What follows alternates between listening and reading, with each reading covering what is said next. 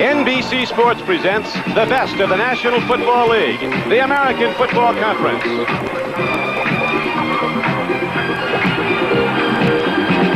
Today, from Cleveland Stadium, it's the Pittsburgh Steelers versus the Cleveland Browns. Today's game is brought to you by Plymouth, who invite you to drive the front-wheel drive Plymouth Reliant K, the American way to beat the pump. By Budweiser, for all you do, this Bud's for you. By Ryder Truck Rental, the best truck money can rent or lease. And by Merrill Lynch, imagination, instinct, and versatility. Merrill Lynch, a breed apart.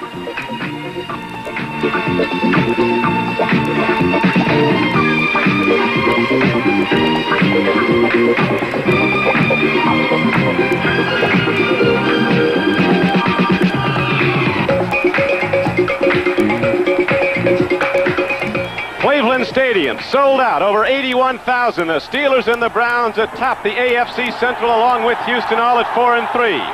Steelers have won the toss, and they'll be receiving. The Browns ready to kick the ball off, and back to receive it is Frank Pollard, a rookie from Baylor.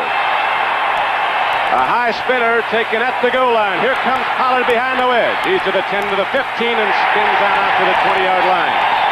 Good quick hit on special teams play. Dino Hall was down there to make the hit, and here is the quarterback and the alignment in the backfield for the Steelers. Cliff Stout starts in place of Terry Bradshaw. Greg Hawthorne, second-year player from Baylor, starts at one runner. Russell Davis from Michigan is the other. The wide receivers, in the absence of two All-Pros, are still good people in there. T-Bell and Jim Smith, the wideouts. Randy Grossman, a good pass-catching tight end, and a much underrated blocker. It's 1st and 10 for the Steelers. First place for Pittsburgh, go to the run, and there's nothing there as the Cleveland defensive front, which has been getting tougher and tougher as the season wears on. Stops it cold. There's Cliff Stout. He comes from Oberlin, Ohio, 40 miles away from Cleveland. And there's his blockers, John Colvin, All-Pro. Ray Penny starts at left guard. They've got injuries up front. Represents the All-Pro center. Tyrone McGriff, the right guard, was the last player selected in the last draft, 333. He was the anchor man, but he's starting for the Steelers because of injury. Larry Brown's the right tackle. It's 2nd down now at 9, and before the ball is snapped, a couple of Browns leave early. That's Robert Jackson, 56, one of the inside linebackers. Very aggressive play. We'll see if he was drawn off, John. He was drawn off because McGriff pulled. He got into it. It looked like a pass play because it looked as if 61 started to get into his pass blocking position a little early. Take a look now quickly at the Cleveland Brown defense. They got some young people. They're playing well. Marshall Harris, the left end. They really like Henry Bradley, the nose tackle. He was driving a truck here in Cleveland a year ago. Came in as a free agent, made the football team. Lyle Alzado, twice an All-Pro at Denver. The right end, he's having a good year. Good aggressive linebackers with Charlie Hall, Robert Jackson, Dick Ambrose, and Clay Matthews. So now it's 2nd down and 14 after the assessment against the Steelers. A weird-looking play, almost in slow motion. Nothing happened, and another penalty marker goes down. Well, Don, what we may have an opportunity to see is just how important Terry Bradshaw has been to this group. Remember, 5 or 6 of his offensive stars were down. He still carried the offensive load, stuck 34 points on the board last week. He's not expected to play. I don't think they're even going to try to do the same things with Cliff Stout. They're going to put the burden on their defense. There are the defensive backs for the Cleveland Browns. Ron Bolton and Clinton Burrell at the corners. Tom Darden, an All-Pro from Michigan, at one safety. Clarence Scott is the other. So the Steelers misfiring, offensive misalignment. And now we have 3rd down and 13 coming up when the Steelers break the huddle. Pittsburgh coming into the game after consecutive losses at home. The Steelers, the defending world champions, are they really on the ropes? Is this team slipping? They've not sacked the passer with any regularity. That's been the difference. Bradshaw there's having a great year, although he'll not have one today.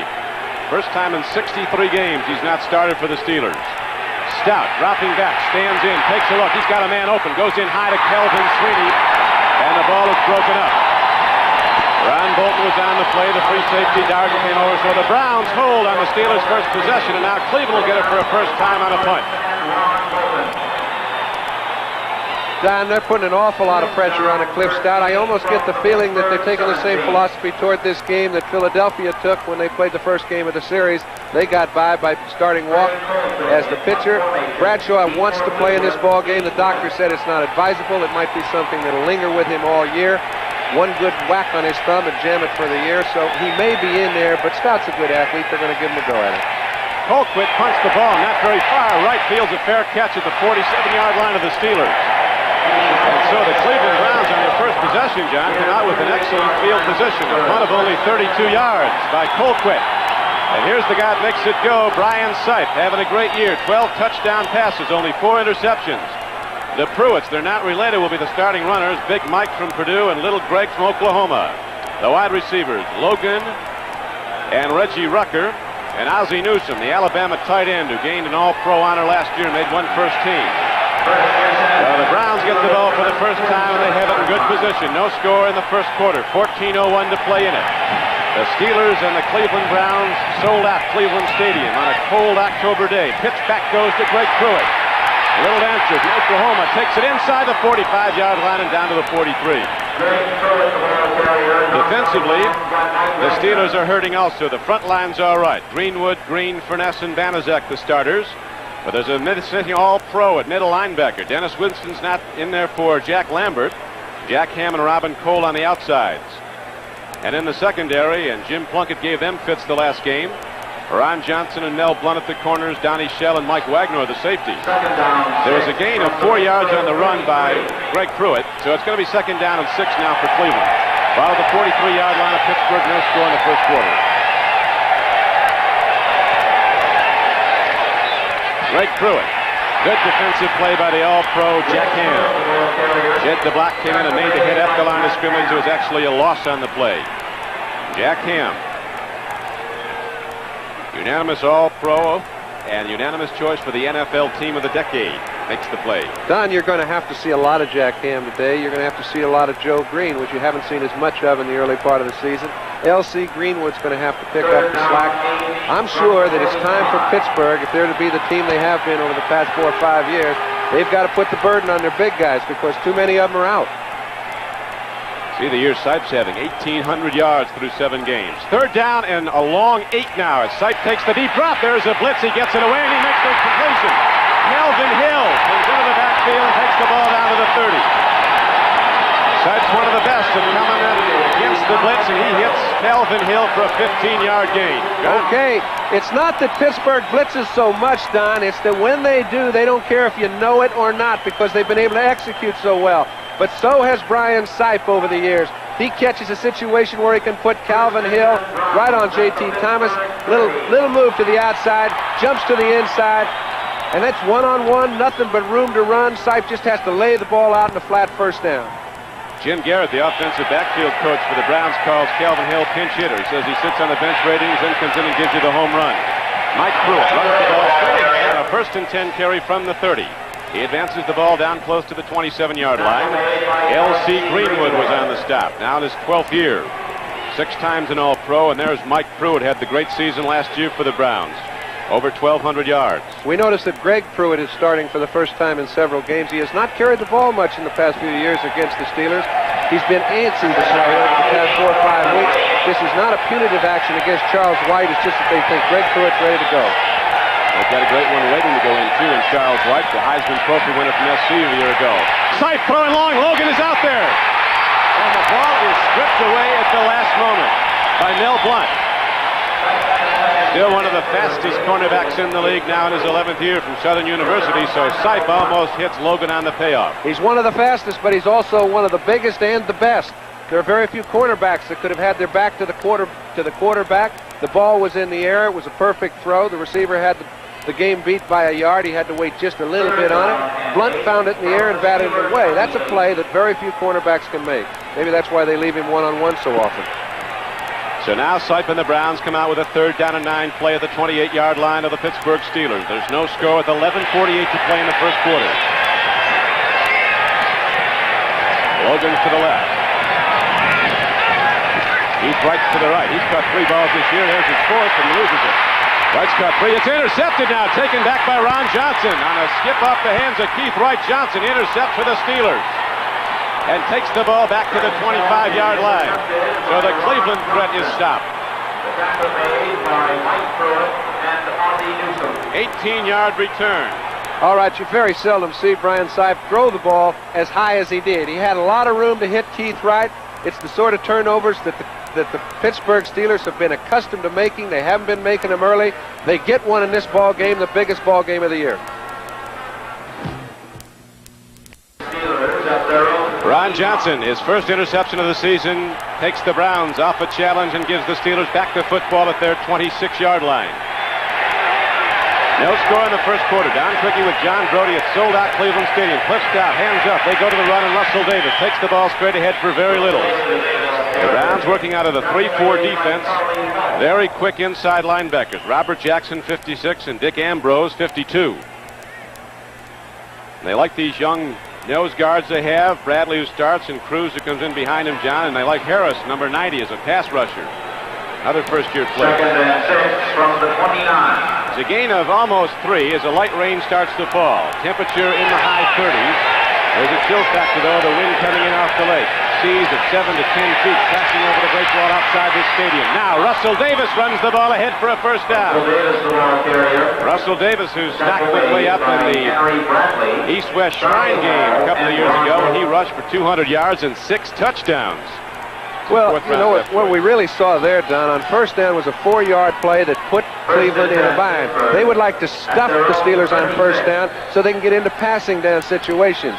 You can see when they handle Robert Jackson, the defense for Cleveland run-wise is a little bit suspect. They did it on that play. If they continue to do it, they'll have some success.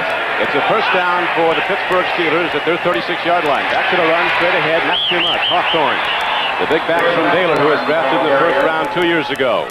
Not too much, Don. Look who's in on the tackle. Number 56. And we say, hey, he's such a great player. Let's try to leave him free as often as we can. They try to get their linemen to get a piece of those guards who are coming out to block on Jackson.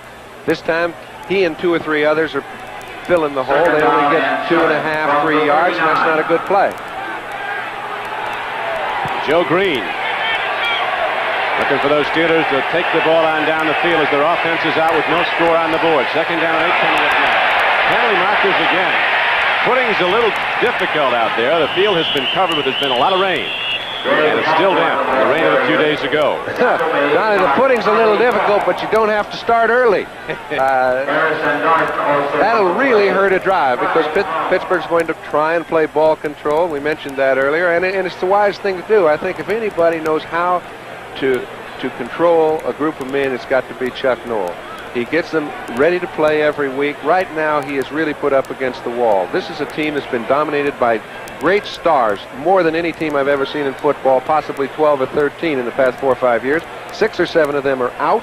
He's really got to put the burden on playing it a little bit tight to the vest, hoping Joe Green, L.C. Greenwood, the guys... Illegal motion, 45 offense, 2nd down. The guys he's counted on in the past, Don, have got to come up with a real big game now.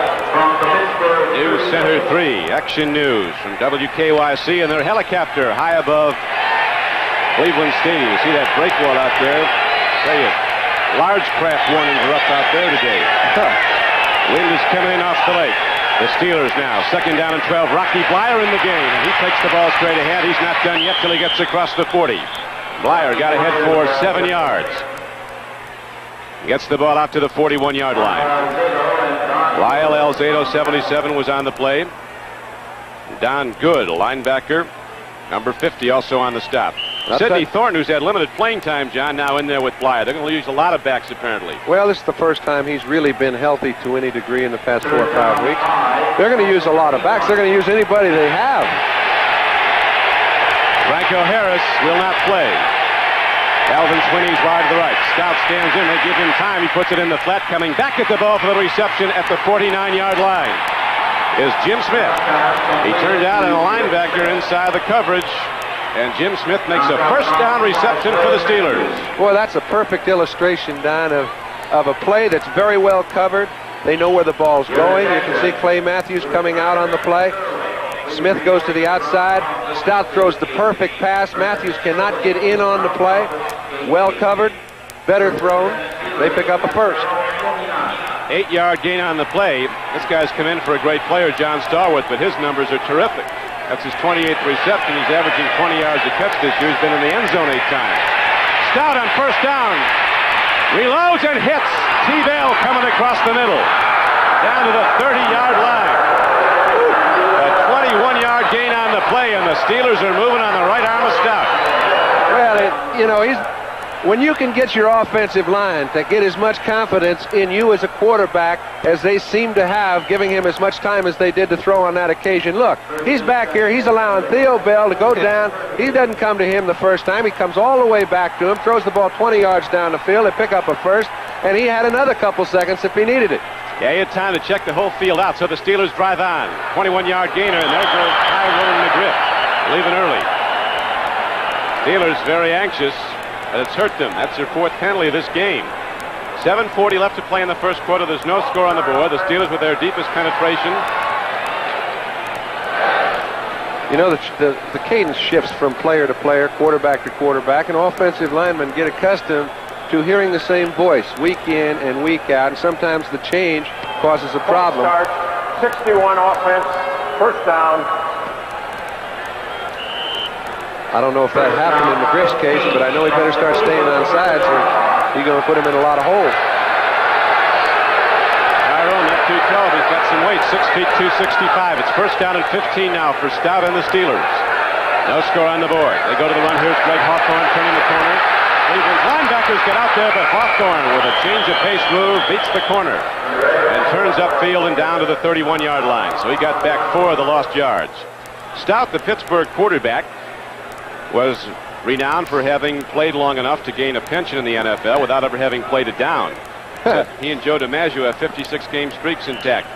Joe hit for 56 straight and 41, and Stout suited up for 56 and never played. My streak was easier. Yeah, but I'll tell you what, they don't let you suit up for 56 games unless they think you can play. He can play. He is actually faster than Bradshaw running, but he's not elusive at evading the rush.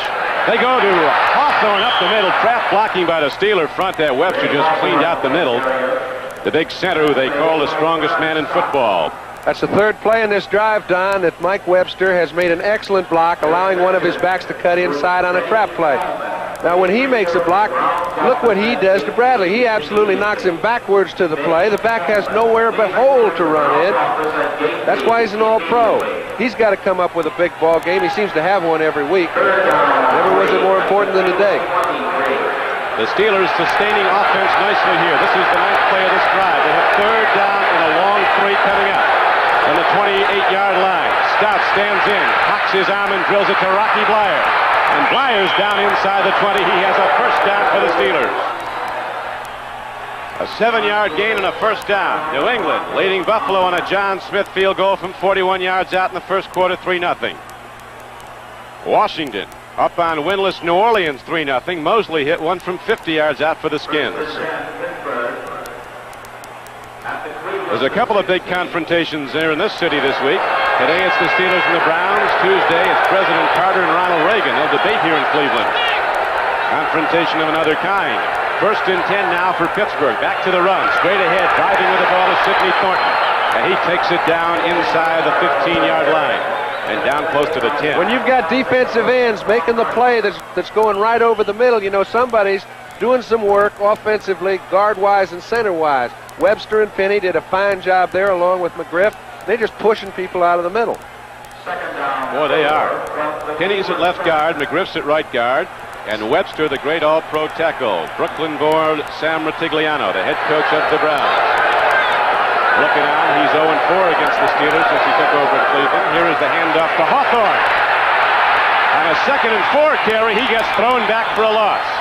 This time, the Browns were reading run, and the linebackers were coming through. Robert Jackson, a 230-pounder out of Texas A&M, a former #1 draft choice 56, who's made a big difference in the Cleveland defense since they went to the 3-4, and he got a starting job. Well, he is such a fine open field tackler, Don, and he's such an aggressive player. It's the personality of the Cleveland defense to keep those backs and tackles off of him. If he can get a piece of the runner, he can run people down. He can do his job at any time. Right now, they're in a 5-back situation. It's the first time they've created it in this drive. the Steelers, who've lost their last 2 games. Moving the ball now despite penalties. It's 3rd down and 6. Stout stands in. He's going to run the ball. He's got to do something. He gets rid of it in the end zone. Diving for the ball was T-Bell. As Stout unloaded just before he was hit hard by Elvis Franks. And there's a penalty marker down in the end zone. And it was a late one, Don. It came 10 or 15 seconds after the play had ended. I do not know what happened. It could be for roughness, unnecessary of some sort, but look at how much time Stout has back there. Finally, he gets a chance to come to T-Bell all the way down in the left corner of the end zone.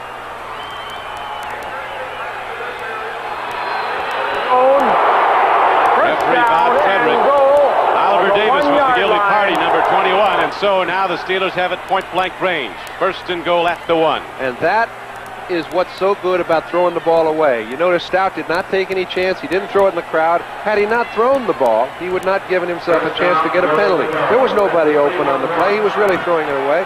But you can knock those receivers down if the ball is never thrown. Well, it was. The penalty was assessed, and now the Steelers are beneficiaries of the penalty. They've had a lot for misfiring in the offensive line coming up to this drive. And in goes Hawthorne standing up. Greg Hawthorne waltzed down into the end zone, and the first points are on the board as the Steelers take a 6-0 lead. That, Don, was a very impressive drive, and I think the man most impressive was Cliff Stout. He stood in there. He threw the ball to the open receiver. He was given plenty of time, and he seems to be in complete control of his offense. Mike Webster did an excellent job all the way down the field, but look at the size hole. They're on the 1-yard line. They create a 3-yard gap, and Hawthorne could have danced in. Tell you, Rocky Blyer made a big block also on Robert Jackson, and now the Steelers are on the board after a sustained drive, 75 yards in 12 plays. Following the interception by Ron Johnson to stop the Cleveland drive, Bauer with the extra point, it's up and good. And the Cleveland Browns fall behind the Steelers 7-0. So with 4:40 left to play in the first quarter, Pittsburgh looks like world champions, driving on into the end zone. Thank you, Bryant. We're set to go now here at Cleveland Stadium.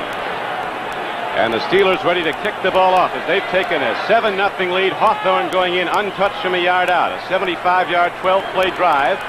The Steelers made it work despite penalties. A short kickoff. Dino Hall at the 15-yard line. 20. Here's to the 30. Out to the 35 and to the 39-yard line.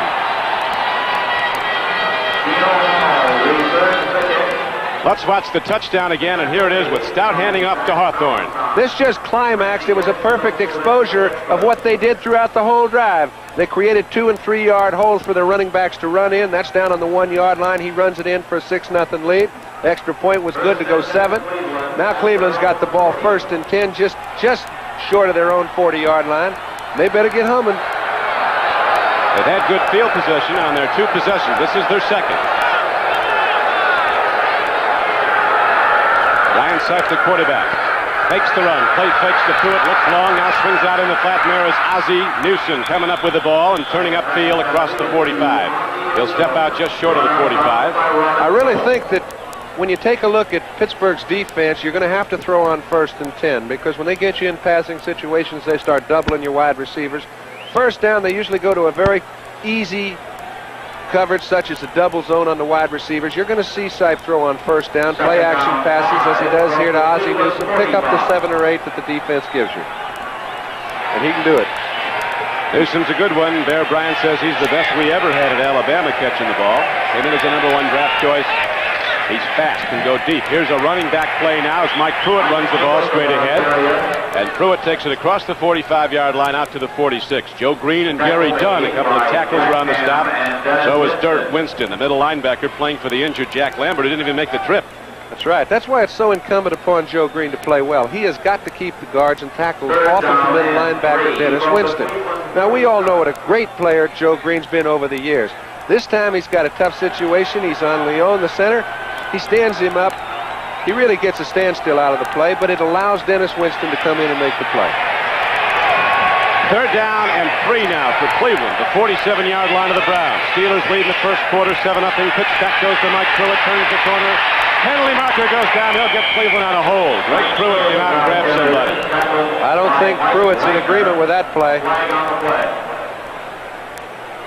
He was going after Winston and grabbed him. Well, he got good contact on Winston and really forced him outside for quite a while, allowing Pruitt to cut back. And Unfortunately, he must have slipped an arm around. Lynn Swan waiting to get back in the lineup. Well, he's now stated to be healthy. I don't know how healthy. I mean, healthy enough to play. At least he's got his goods on. A lot of them, the injured Steelers, aren't even dressed. You know, that's the amazing thing. Number 34 during the run. Listen, when you're 5'10", 188 pounds, you got to hope. You ought to get a couple Third holds. down, 13 from the Cleveland 37. It's Schottenheimer, the defensive coordinator for the Browns, and he's tied together this defense very well. We have 3:38 left to play in the first quarter. The Steelers lead the game 7-0. They drove 75 yards in 12 plays. Hawthorne on the payoff end. Now the Browns have third down and 13 from their 37. They get a free play. White, yep, left early. Swing pass goes to Pruitt. There's going to be a whack here. And Pruitt eludes the head-on tackle and goes down after a good game, got back to penalty yardage, but there's also a penalty marker down. It looked like Dwight White left early. He did. I don't know if he was pulled or not, but it looked like Sipe just put him on a long count, being a little antsy to get in after him. This is some rivalry. 18 straight years it's been sold out in Cleveland with crowds of over 80,000. Even the year the Steelers were 1-13, the place was packed. There's over 20,000 people here from Pittsburgh. They say it's not an excursion when the Steelers play the Browns here. It's an invasion. They all show up. You notice when they scored, there was a good cheer. Defense, number 78, offside. Franco Harris is out for the Steelers with inflamed knee Third ligaments. down, 8 from the Cleveland 42. Bradshaw has strained knee ligaments, but the thing that's keeping him out today is the bad thumb that he jammed. Brian Sipe with a lot of yards. Looking for more now. Here's a third down and 8 play coming up from the 41 of Cleveland. Sipe has time, drills it. It's slapped up in the air. It was a free football. Looked like L.C. Greenwood might have got a piece of that. That's just as good as a sack, Don, when you keep your hands up and you keep the quarterback from being able to get at the ball. Not been this year, and he's been giving up field position with short punting. T-Bell is back for the Steelers at his 20. And Johnny Evans, it's a bad hop. He's got a problem. Free ball, and the Steelers have it at the 33-yard line. Even if the Browns recovered, made no difference. It's a Steeler football on 4th down. So the big guys from Pittsburgh have got it together right now as Dirt Winston comes off the ground with a football. He's going to take it home. It wouldn't matter how far he had been able to kick it if he could have caught it. This ball is on the center, no doubt. It's so important to make that short hop pick up because this is just like a turnover. Steelers have the ball on the 32-yard line. The second time early in the game they've had a good break. And the Browns kick center, Jerry Sullivan, is one of the best in the league. Not on that play. So the Steelers get back the ball, and now they're ready to challenge again. They lead the game 7-0, 3:18 to play in the first quarter. First and 10 Steelers at the Brown 32.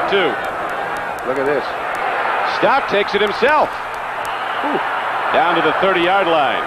Guys can get hurt doing that, but he's a big guy. Believe it or not, Terry Bradshaw is the smallest Steeler quarterback on the roster. Malone and Stout are both bigger than he is. Well, you have to be pretty well disciplined as a linebacker. Clay Matthews that time stayed home. He's a third-year player. If you're going to catch one, you usually catch somebody trying to make a play above and beyond the call. If there was ever a condition that you would expect to see him moving to pursue, it was that when he stayed home and made a fine play. Stout came into the game completing 11 of 19 throws, 58%. He's looked real sharp today. Second and 7, he throws. He's a little short of Greg Hawthorne coming out of the backfield. Brown's got a rush going that time. Alzado is coming, and so is Matthews from the right outside linebacker. That time they fooled the Pittsburgh offense. They blitzed Matthews, forcing Stout to throw the ball a little earlier than he wanted to. As a result, it's 3rd down and 7. They got into this position because of a bad punt. And 8 from the Cleveland 30. So now, big play for the Steelers. Calvin Sweeney, rookie wide receiver from Southern California, goes wide left. Jim Smith has wide right. In the slot is T-Bell, and here's Stout on 3rd down and 7. Blitz, fires, hits. Dwyer can't hold on. Clay Matthews got there, but Blyer couldn't hold the hard-thrown ball. 2:30 left to play in the first quarter. Stout and the offense come up short on third down. We'll see if they send out Barr for a long field goal attempt. Don, Clay Matthews has been one of those real top draft choices. He's only in his third year, but they've expected him to play the way he did on this drive. He hasn't played as well in the past couple of years as they hoped he would. They think he's a great talent. If anybody exhibited the kind of talent that they expect of him, he did it on this series of plays. He stopped Stout on a quarterback sneak. He forced a play that was erring, and then he made a fine play on Blyer. Matthews was one of the top players drafted 3 years ago behind How about this? Earl Campbell and some others. At fourth down, they're taking a look at the pass. Stout stands in. He loops it in the sideline, and diving at the ball for a reception is Jim Smith. There's also a penalty marker down, but Smith caught it anyway. So the Steelers, with the young quarterback Cliff Stout, on fourth down going to the air, connect on a 15-yard completion. And the Steelers drive on. It was too long with these gusting winds. It was elected by the coaching staff to try the field goal, so they go to the throw. Interference, number 28. First down. They got him coming from pillar to post. You take a look, fourth down and 7. I think it's the best call they can make, particularly if you have a good play. Stout gets plenty of protection. You can see McGriff up there just manhandling his man. Jim Smith seems to put himself in position to allow the quarterback to throw it where it's easiest to complete and come up with a completion. Henley was there if he dropped it, but he caught it. It's pass yardage, and it's a first down, a 15-yard gain. Now they go to the run from this side of the 15-yard line. On first and 10 from the 14. The drive ahead's good for about 3 yards. Let's get an update on the rest of the National Football League's action as we switch to New York and Bryant Gumbel. Bryant? Okay, thank you, Don Crickey. At the Meadowlands, Craig Morton engineering a drive for the Broncos here, going up top, completes to Rick Upchurch. He says goodbye to Mike Dennis before he gets blindsided, but the Broncos are on the move, trailing 3-0. Let's go back to Cleveland. Don. All right, Bryant, there's a chill in the air here at Cleveland, Ohio, and the stands are packed. This game has been sold out for months, over 81,000. Biggest crowd of the National Football League season. Don Crickey with John Brody, the world champions, the Steelers, looking good in the first quarter. They drive now down to the 10-yard line on a second down and 8 play. The straight-ahead run is stopped by Robert Jackson and Marshall Harris. Stout seems to be having fun. I tell you, you can tell. You ever see you see a quarterback starting to snarl or pout, you know the guy isn't ready for the game. You find one that's doing a little laughing, having a little fun, and he's going to be around for quite a while. Third down and 6. Big rangy quarterback, went to Youngstown State. He broke the passing record set there by the present Eagle quarterback, Ron Jaworski. Stout 6'4", 218. He gets the call to start today, and he likes it. Third down and 7 now for the Steelers. Stout looks into the end zone, swings it out. Oh, man. Clay Matthews had an open track. Has he been able to intercept that ball? Well, that's the sort of play that could have turned the whole ball game around. Stout had no one open downfield. He's going to come out to Blyer. Clay Matthews is on the ball the whole way. Actually, he overplays it a little. He gets a little too anxious, he could have waited back just a bit, picked it off on the dead run. Down and 6 at the 10. Okay, why did Stout have to come over to Blyer? We see Bolton trying to there's not really anywhere to throw it. Colquitt will hold at the 18-yard line, a 28-yard field goal attempt. It's plenty long. And just on the numbers. So the Steelers on a fourth down gamble get the ball close enough. And Bauer gets the points up, and Pittsburgh, with 48 seconds to play in the first quarter, has taken a 10-0 lead over Cleveland. Back at Cleveland Stadium, it's Don Crickey with John Brody. The Pittsburgh Steelers have taken a 10-0 lead. These champions don't look like they're on the ropes, John. Well, I think in the first quarter, the story of the ball game is Cliff Stout. He's taken this club as if he was Terry Bradshaw. Chuck Noll knows what he has, but it's the first time any of us at home get an opportunity to see him. Barr kicks off now for the Steelers. Here's Keith Wright. This kid can go across the 20 and the 25 and the 30, and Wright's not done till he gets to the 36-yard line. So the Browns with their third possession now, again with good field position. Keith Wright, who came off a major knee operation, great to see him back. He's been a great one for the Browns. Young, fleet wide receiver from Memphis State, who's one of the very best at returning punts and kickoffs. Now Sipe and the Browns looking to get untracked on offense. Well, Logan's a guy he'll be looking at pretty soon. You recall early, Logan almost had 6. Pittsburgh had the ball for 10 minutes and 27 seconds of the first quarter. The Browns only 3:35. We have 38 seconds to play in the quarter. First and 10, Cleveland. Starting to put it up. He's got time. There's a man open. Reggie Rucker turns back upfield, loses some yardage, but he's got plenty. He got 13 yards and a first down for Cleveland out to the 49-yard line. Well, that's the personality of the Cleveland Browns. First and 10, play action pass. The only time they've ever run the ball for large periods of time is when they're moving people off the line of scrimmage, which they are not doing at this time today. They love to be able to throw the ball on first and 10, play action. The receivers run very disciplined routes, and they're effective that way. Here's Sipe throwing to Pruitt. He eludes one tackler. Got away from Jack Hammond. He gets ahead for a first down. Greg Pruitt, what a great back he was at Oklahoma and with the Cleveland Browns. Went down with knee surgery last year, but you see he's got it all back. I'll tell you, there's a problem, Donnie. Got a Brown limping off the field. 12-yard gain on the play, though. It's a first down for Cleveland when we come back. Knoll battles Cleveland. This is a homecoming for Chuck Knoll. He's from Cleveland, Ohio. Played high school football here, then went on to Dayton. Before his playing career with the Cleveland Browns. So he knows this stadium and the great heritage of this game so well. A rivalry that dates back to 1950. The Browns and the Steelers meeting for the 61st time. Cleveland now good position. First and 10 at the 39-yard line of the Steelers. The world champions lead at 10-0. Opening play of the second quarter. And ahead with the ball down to the 35-yard line is Mike Pruitt. Delamalure, the all-pro guard who left Buffalo, came to Cleveland, and the left guard Henry Shepard, 65, led the blocking. Well, I'll tell you, Donnie, they're really put up against it right now. This is Doug Deacon. He's an excellent player. Cody Risen is trying to get out there. He's been a high draft choice from Texas A&M. He's finally making his mark.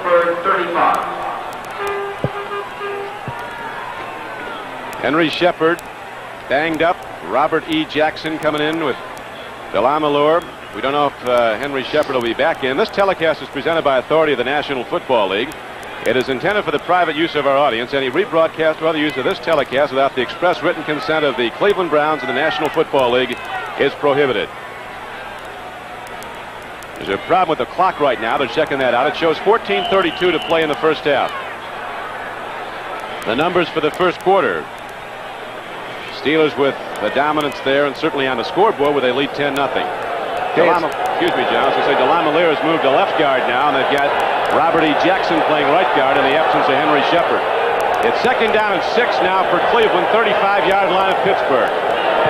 Sipe throws. He's got a man open. This is Charles White, and he's got a first down to the 25-yard line. You know, talking to Sam Vitigliano, I asked him about Charles White. What's his future with this club? He said, I've never seen a back that so emulated Larry Brown, the great running back for the Washington Redskins. He was a sort of fellow that started slow. His first year, he gained about 600-700 yards. He's tough, he's durable, he's quick, he can catch passes, and he just keeps coming at you. Now, Charles White's going to be with the Browns for quite a while. He's really durable. Ran the ball over 1,100 times without an injury at USC. Gained over 6,200 yards. Second all-time, only Dorset more. Pittsburgh. Here's a swing pass. They get it away to Ozzie Newsome. Sipe was caught, and yet he got away. And Newsome got back to the line of scrimmage and ahead for maybe a yard or two more. Sipe would have been lost about 11. Now, those are the kind of plays that distinguish the good quarterbacks from the really outstanding ones and the great ones. It's the Brand Sipe. His arm isn't so strong. His receivers don't have great speed. But he very rarely ever makes a mental mistake. He knows where Ozzie Newsome is. If he gets in trouble, he's coming to him late. He did so. He maintained his composure. Got the ball out to him. As a result, they picked up 2 instead of losing 8. Second down and 8 now for Cleveland. 12:52 to play in the first half. It's cold in Cleveland. The lights are on. The wind is blowing. Just like they like it in this brass knuckle division. And here is Sipe firing it out. He gets the ball to Pruitt, and Pruitt's down inside the 20, down close to the 18. Be short of a first down and a second and 8. Bring up third and about 3. Let's get another update on this NFL 88th weekend to play as we go back to Bryant Gumbel in New York. Thank you, Don Cricky. At the Meadowlands over in Jersey, the Giants are taking on the Broncos and trying to snap a 6-game losing streak. Phil Simms rolling out of the pocket here and hitting Danny Pittman for a very good game. But typical of the Giants season, the play called back by a penalty. They're out in front 3-0. Back to you, Don. It's now 3rd down and 3 for the Cleveland Browns inside the 20-yard line of Pittsburgh. Steelers lead the game 10-0. More people leaving early. I think this one may be called onside for leaving. That's the problem. He left the center without the ball. Well, sometimes we assume that the quarterback is always going to remember the count, and he doesn't. I know once in a while when I'd forget the count, you have so many things to think about. I'd call an audible, which made it an automatic snap count. He might have thought of that on this time. Have you seen any audibles called here today, John? Well, you can't tell from up here whether they're audibles or they're not audibles. I know they won the ball game last week because Logan and Sipe, Quarterback on the offense. Logan and Sipe made an audible at the line of scrimmage last week in which they did it with hand signals when they were up on the ball without using any sort of verbal communication. It won them the ball game. That's what I'm talking about when I'm talking about communication between receiver and quarterback and great quarterbacks. Sipe saw the Green Bay linebacker set to come on a blitz. He looked over at Logan, gave him a sign, and Logan ran a fly, went one-on-one with the safety, and he won it for a touchdown in the game. Now on 3rd down and 7, Sipe stands in. This is the most time he's had all year, and he gets the ball out and completes it to Dave Logan. Cutting back, Logan goes down to the 15-yard line. He had a first down and might have lost it coming back. Close enough to measure. That was a 3rd down play. You know that Logan knows where the first down line is, but there is a further problem for Pittsburgh. Looks to me as if Joe Green got injured on the play. Now, they had to make up this pattern. Logan goes down the field. He knows he's got to help Sipe out somehow. He does by coming back to the ball, giving him a target. Still picks up the first down. Dave Logan, they call him the Gary Collins with speed. Collins, one of the great players in Cleveland Brown history. Hey, let's not make light of this. Joe Green just got hurt trying to catch Sipe. I think it's Banaszak. Is it Banaszak? I can't tell a 5 from a 6. They're both good players. You bet. Steelers can't afford to see anybody else go out. Big Joe's still in there. It was Banaszak. Green plays an interesting tackle position. He'll play over the center, DeLeon, and they openly profess not to be fond of each other. Then that linebacker, look at Dirt Winston, like Lambert does, gets in behind Green so the center can't block him. I haven't seen anybody hugging one another. Handoff goes to Pruitt. He breaks it inside the 10 and down to the 7-yard line on a first down carry. Mike Pruitt from Purdue hammers the ball down to the 7-yard line, a gain of 8. They had a very nice play, a little draw play. They've been throwing the ball on first down, throwing it effectively. Perfect time for a draw call. They know Pittsburgh's going man-to-man down there inside the 20-yard line. They were able to pick off Winston, keep him out of the play, and Pruitt picks up about 8. Browns had a tough start, lost their first 2 and 3 of their first 5, and all of a sudden, the Sipe says, here we are on top of the division. Tied with Houston and Pittsburgh. 2nd down and 1 now for Cleveland. Back to the big back, and Pruitt hits ahead for a first down and almost a touchdown. The last wave of Steelers threw him down at the 2-yard line. Almost broke that crust and would have taken it in. So the Browns now will go 1st and 10 from the 3-yard line of Pittsburgh, with the Steelers leading the game 10-0 and the clock running with 10:20 to play in the first half. Don, this is where your guns really help you. The Jack Lamberts, it's not so much what he does individually, it's what he creates in the rest of the group when people get inside the 5-yard line. We talk about the 2 people that Pittsburgh can least afford to lose, Bradshaw and Lambert. They're put up against it right now. They're both out. Lambert isn't even here. Bradshaw's in uniform. Here is Pruitt going wide, and a great play by one of the outside. That was the Wagner. Mike Wagner coming up from the free safety to make the tackle. But Ron Johnson, one of the corners, took down an outside blocker, and then Wagner comes up from the free safety, makes the play. So the Steelers come up with a big play on a 1st and goal from the 3. The throwback is for a 2-yard loss at the 5. Well, there are a lot of things that you can do to Mike Wagner. One of them is not beat him mentally. He will be in your backfield if his assignment is to be there. He will make the play when the back comes his way. Big one for Mike that time. Logan goes wide left. He's a jumper. He's up against a guy and get up there. Also Mel Blunt. Wide right is Reggie Rucker. Newsom, the tight end, is sent to the right side. He's running a pattern up the middle. Sipe throws into the end zone. Touchdown, Cleveland. Calvin Hill.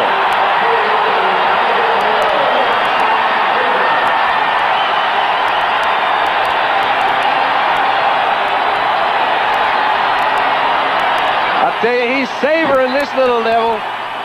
Another Yaley makes good. This ball had to be thrown at the right time. There are only a few backs in this game who can make the right route. He had to do it. He had to make his break off Robin Cole and not get too far out so the cornerback could make the play. Sipe, right as he made the break, threw it right in between the two people. Touchdown for Cleveland. So now the veteran Don Cockcroft is on the field. Holding will be rookie Paul McDonald, and the extra point is up and good. And the Cleveland Browns are right back in it with 9:10 left to play in the first half. The Browns go 62 yards in 11 plays the last 5. Brian Sipe to Calvin Hill. It's 10-7 Pittsburgh. With John Brody, this is Don Criqui back at Cleveland Stadium on a cold October day. The Browns have just taken it 62 yards, have taken it into the end zone, and a pass from Brian Sipe to Calvin Hill, a guy they say would be a great asset to any team if he never played it down. He provides so much leadership. And now, as we take a look at the split screen of Don Cockcroft, upper left, ready to kick it off, Frank Pollard ready to return it. Our producer today for NBC is Larry Cirillo, our director John Gonzalez. As we have 9:10 left to play in the first half, the Steelers moved out to a 10-0 lead, and now the Browns have rallied back. A lot of points have gone on the board the recent years when these two teams have played. Cleveland scored 65 points against the Steelers last year in 2 games. Lost in both. Sam Rutigliano says usually 24 will win for you, not against these guys. Short kickoff again by Barr, and the wind is a factor. He's kicking into one. Coming off that late, and he return is up across the 30-yard line. Action 3 helicopter, WKYC television in Cleveland. And our thanks to them. Got to really be brisk up there. Yep. You know, Don, people say, geez, what are you doing in Pittsburgh to fool people offensively? Why are they so fine? If there was ever a vanilla offense, it's got to be Pittsburgh. They don't do anything fancy. They just execute well. It doesn't seem to matter who's playing. They've executed well today, and stout at quarterback's been effective. Now the turf is starting to give way under the rain and the big feet. A couple of clouds kick up, couple of guys go down. A little chapped up in that midfield section. And you really get the feeling that when you're playing on natural surface as opposed to synthetic surface. Do you remember when the center threw the ball back? I got to feel like he got the ball caught a little bit in that slop down there. Didn't get a good clean snap back to the punter. As a result, it was a big turnover. 3 points for Pittsburgh. That's a good point, because Sullivan, as we pointed out, is one of the best kick snappers in the league. Now it's 2nd down and 8 for Pittsburgh. Ball at the 37-yard line of the Steelers. Right up the gut again, not much there. Lyle Alzado, 77 on the play. Dick Ambrose was in on the play also. If they don't get offensive linemen on Robert Jackson, they're not going to make too many yards. They haven't been able to seal him off in this drive. He gets into the hole, causes a stumble by the offensive back. As a result, it's 3rd and 5. He's their key. He's a flyer. He makes those flying tackles. He will dive at the ball carrier. Now Thornton and Blyer are the setbacks for the Steelers. 3rd down and 5 coming up for Pittsburgh, just short of their 40-yard line. 7:48 to play in the first half and the clock running. Stout has a man open, and Smith can't get to the ball. Denver and the Giants are going at it at Giant Stadium. For more on that, let's go back to New York and Bryant Gumbel. Thank you, Don Criqui. At the Meadowlands, the Broncos are threatening the score. Here's how they got close. Jim Jensen off the left side takes it 33 yards. Suddenly, the Broncos are inside the 5 and threatening to make a change in that 3-0 score. Giants are now out in front. Back to you, Don. Thank you, Bryant. And now, the first punt of the Steeler offensive day is coming up. And here's Mike Webster, who's renowned as one of the best punt centers in the game, in about the same spot that Sullivan was. He gets it back cleanly. Colquitt didn't do much with it, though. It does get downfield and then takes a Steeler hop and rolls out of bounds inside the 30. They're going to spark it right at the 31. When you're kicking from that slop, Don, it plays with your mind. So with 7:35 left to play in the first half, we'll be back at Cleveland Stadium in a moment. Franco Harris, not ready to play. Strained knee ligaments. Needs 63 yards to become the 3rd all-time rusher in the NFL's history, behind Jim Brown and O.J. Simpson. Every week, great performance. Brian Sipe, 9 of 12 for 75 yards. Has a problem. He'll lose it. Now he has a bigger one, and the Steelers get the sack at the 30. Sipe got back to the line of scrimmage. So the Pittsburgh Steelers get to Brian Sipe for the first time today, and that's only the 6th time all season that anybody's gotten to Brian Sipe. Browns with the low total in the league of quarterback sacks of their own. More scores heading on in. New England holding to a 3-0 lead on the 41-yard field goal by John Smith over Buffalo. The Giants leading the Denver Broncos 3-0 in the second quarter. Donnie, things aren't going the way it was predicted up in Denver. We see L.A. is behind Atlanta. That was not too predictable either.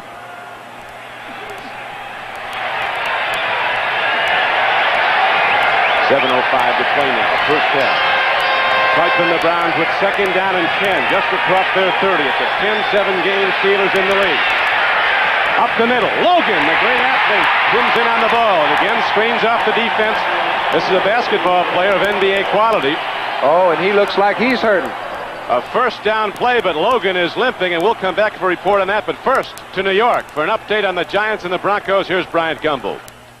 Thank you, Don Criqui. We'll get to the Giants-Broncos in a second. First, this one from Rich Stadium. Joe Ferguson back to throw, finding Frank Lewis in the end zone. Touchdown, point after good. Bills are out in front of New England 7-3. Now moving on to the Meadowlands. The Broncos getting their first score of the game. This is Jim Jensen going over the left side from 1 yard out. 7-3, Denver in front. Let's go back to Cleveland, Don Criqui.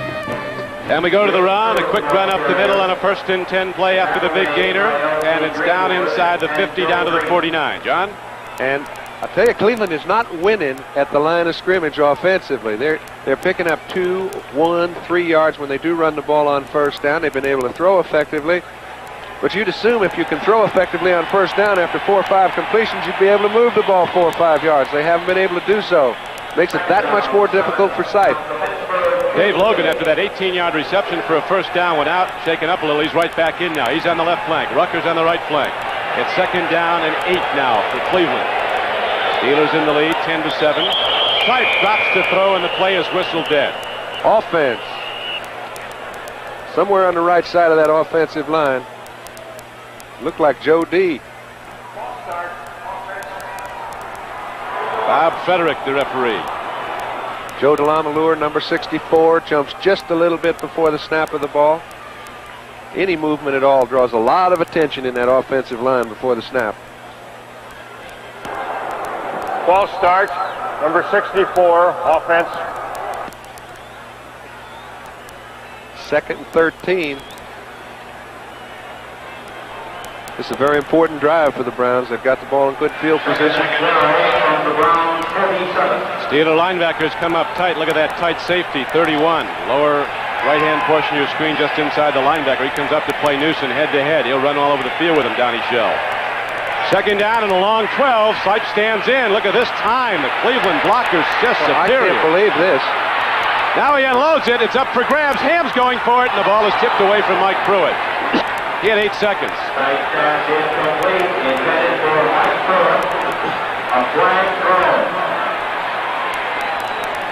Don, that might have been as good a pass protection as I've ever seen, but more importantly, such great defensive secondary coverage. You don't find 4 fellas trying to get to the passer. Look at Sipe.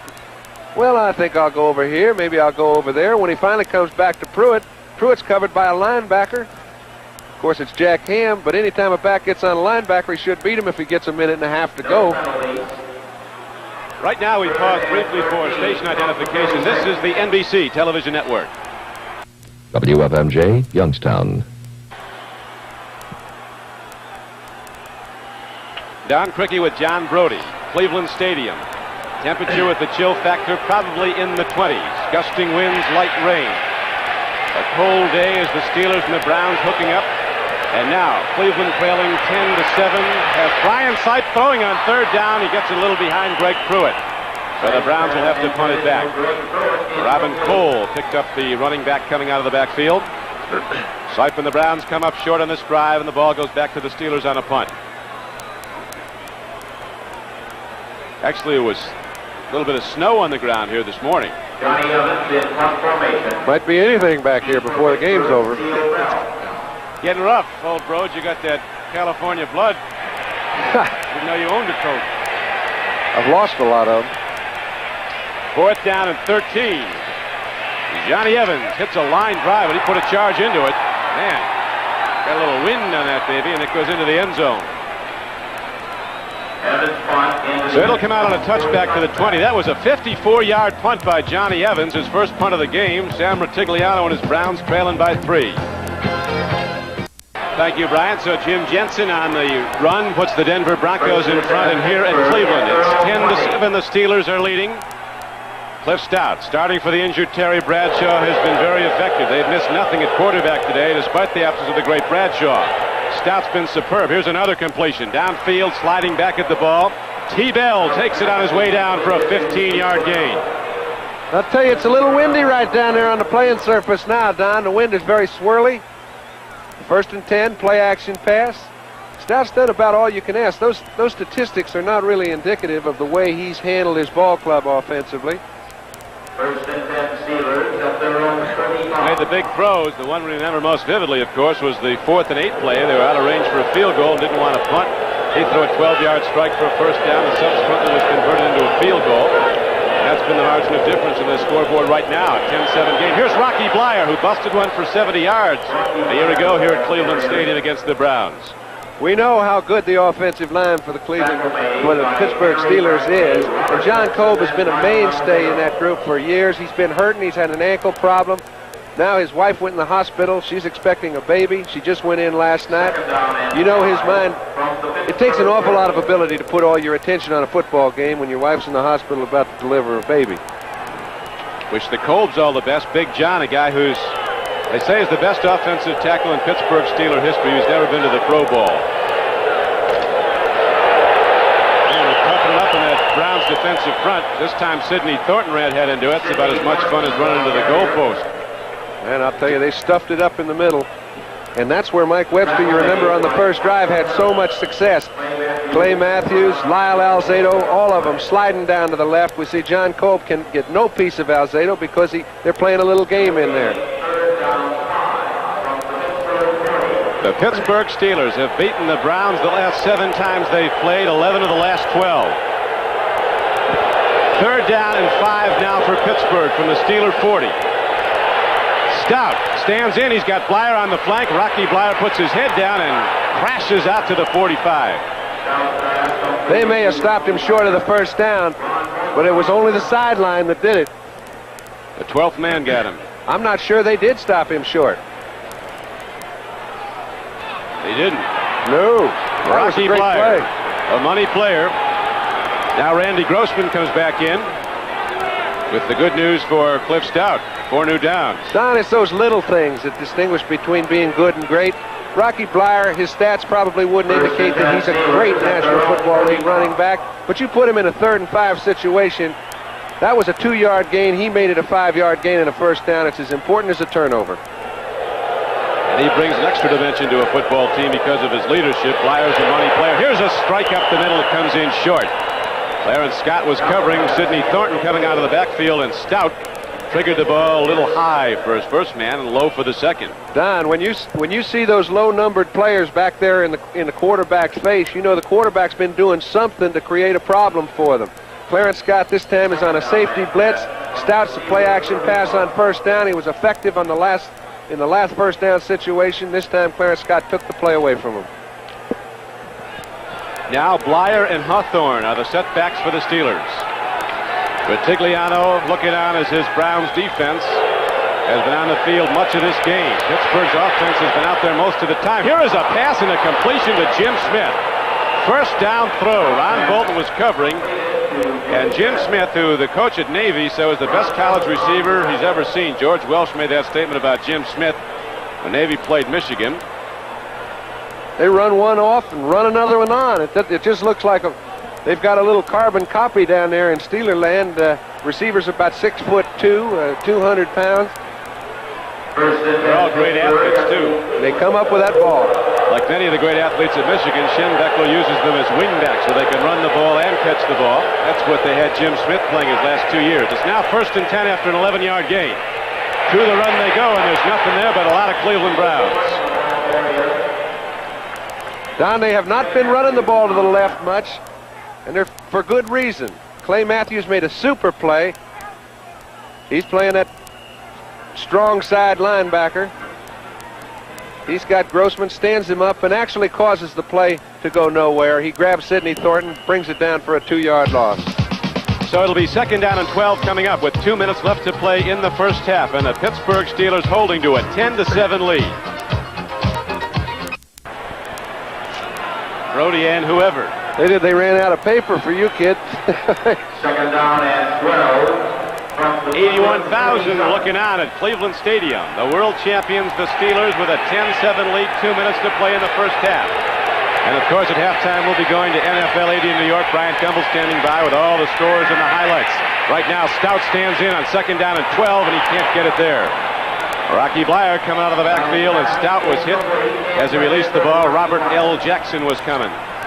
Yeah, but Stout hung in there so well. If Bleier had made a catch, it would have been a fine play on Bleier's part, because there was only about four yards in between receiver and quarterback, as we noticed New Orleans is getting it taken to him again by the Redskins 9-0 in the second quarter. But I mean, Stout hung in there and did everything he could, waited as long as he could, and they almost made a big play out of it.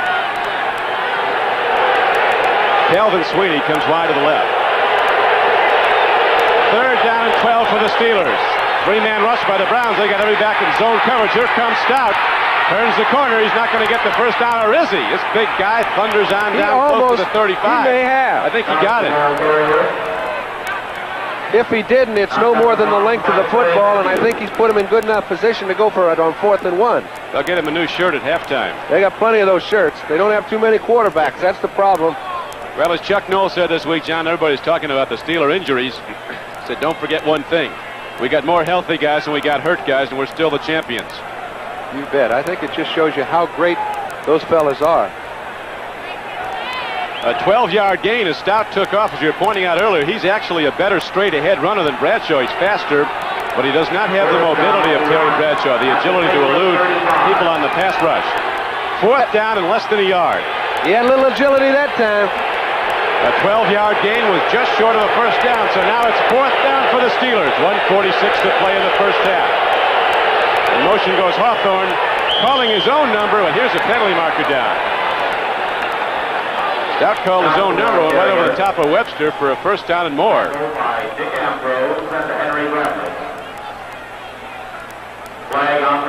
They got another great big running dude that can play quarterback here at Pittsburgh. Mark Malone, the first-year player from Arizona State, their #1 draft choice. In fact, the first player drafted in the first round of the position in quarterback since Bradshaw came out in '70. They don't play. They don't have any little skinny kids playing quarterback in Pittsburgh. Bob Fredericks might go in and out, but the call is against the Cleveland Browns, so Stout got there anyway, but they'll take the 5 yards rather than the 2 he gained diving with the ball. Well, you know, if you're 6'4" and you weigh about 215 and you're going behind Mike Webster, the two of them just go forward for about 3 easy ones. Offside, right in. Ed Webster suddenly puts the charge into the line. All those Steelers up front, they pump that iron. They all bench press over 500, the interior offensive blockers. 1st and 10 for the Steelers. 30-yard line of Cleveland. They go to Hawthorne. Look at the Browns make the play. Robert L. Jackson starting to look like the player they thought he was coming out of A&M. Texas A&M 3 years ago. Big play and a big stop and a loss on the play. And the clock is down to 1:32. Don, you get the feeling that neither offensive line is ruling the line of scrimmage. It's been big plays that have kept their drives alive on both sides of the field. That's why we've got a 10-7 ball game. And when we come back, Pittsburgh will have the ball on the 35. And 1:32 is on the clock here at Cleveland Stadium. First half, Steelers 10, Browns 7. Steelers put up the first 10 points of the game. And the Browns came back with a 62-yard drive and a Brian Sipe throw to Calvin Hill. Now it's 2nd down and 15 for Pittsburgh. 35-yard line of Cleveland. Clip stop. Under control. Stands in. Lets it go long. Uh-oh. It comes in a little short. And Jim Smith, who had the defense beaten by a step, gives the ball a boot out of the end zone. Well, it looked as if he had the defense beaten by a step, Don, but it was really a misconception because they were double-teaming Smith. He never could get across the field where Stout wanted to be able to throw the ball. As a result, Stout threw it the only place he could without taking a loss. Let's see what they do now. The Steelers have rushed for 59 yards in the game. The Browns have rushed for only 22. 1:26 left to play in the first half. We've seen this 5-back situation earlier in the ball game. Stout threw a perfect strike in there to Theo Bell. Let's see what happens on this trip. They're all on the line of scrimmage. Stout throws. He's got a man open. Look at that reception by Kelvin Sweeney, a rookie from Southern California. And Kelvin Sweeney's down to the 6-yard line, and the clock is down to 1:14 and running. A 29-yard gain on the play. Boy, that takes a lot of composure. Cleveland's trying to rattle Stout. They get all their people on the line of scrimmage. They come off into a zone. He goes back, gets good line protection. Everybody picks up the right man. It allows Sweeney to come in over the middle after running 17 yards deep. He hits him right on the money, puts him right into good field position on about the 7-yard line, and we'll be back. 22,000 people here wearing those hats. That many Steeler fans have made the 3-hour drive down the turnpike. They didn't stick him on the 50-yard line, though.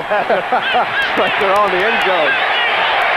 It's first down and goal for the Steelers. Stout stands in, fires, and it's incomplete. Almost an interference call on Darden. Foul pass incomplete.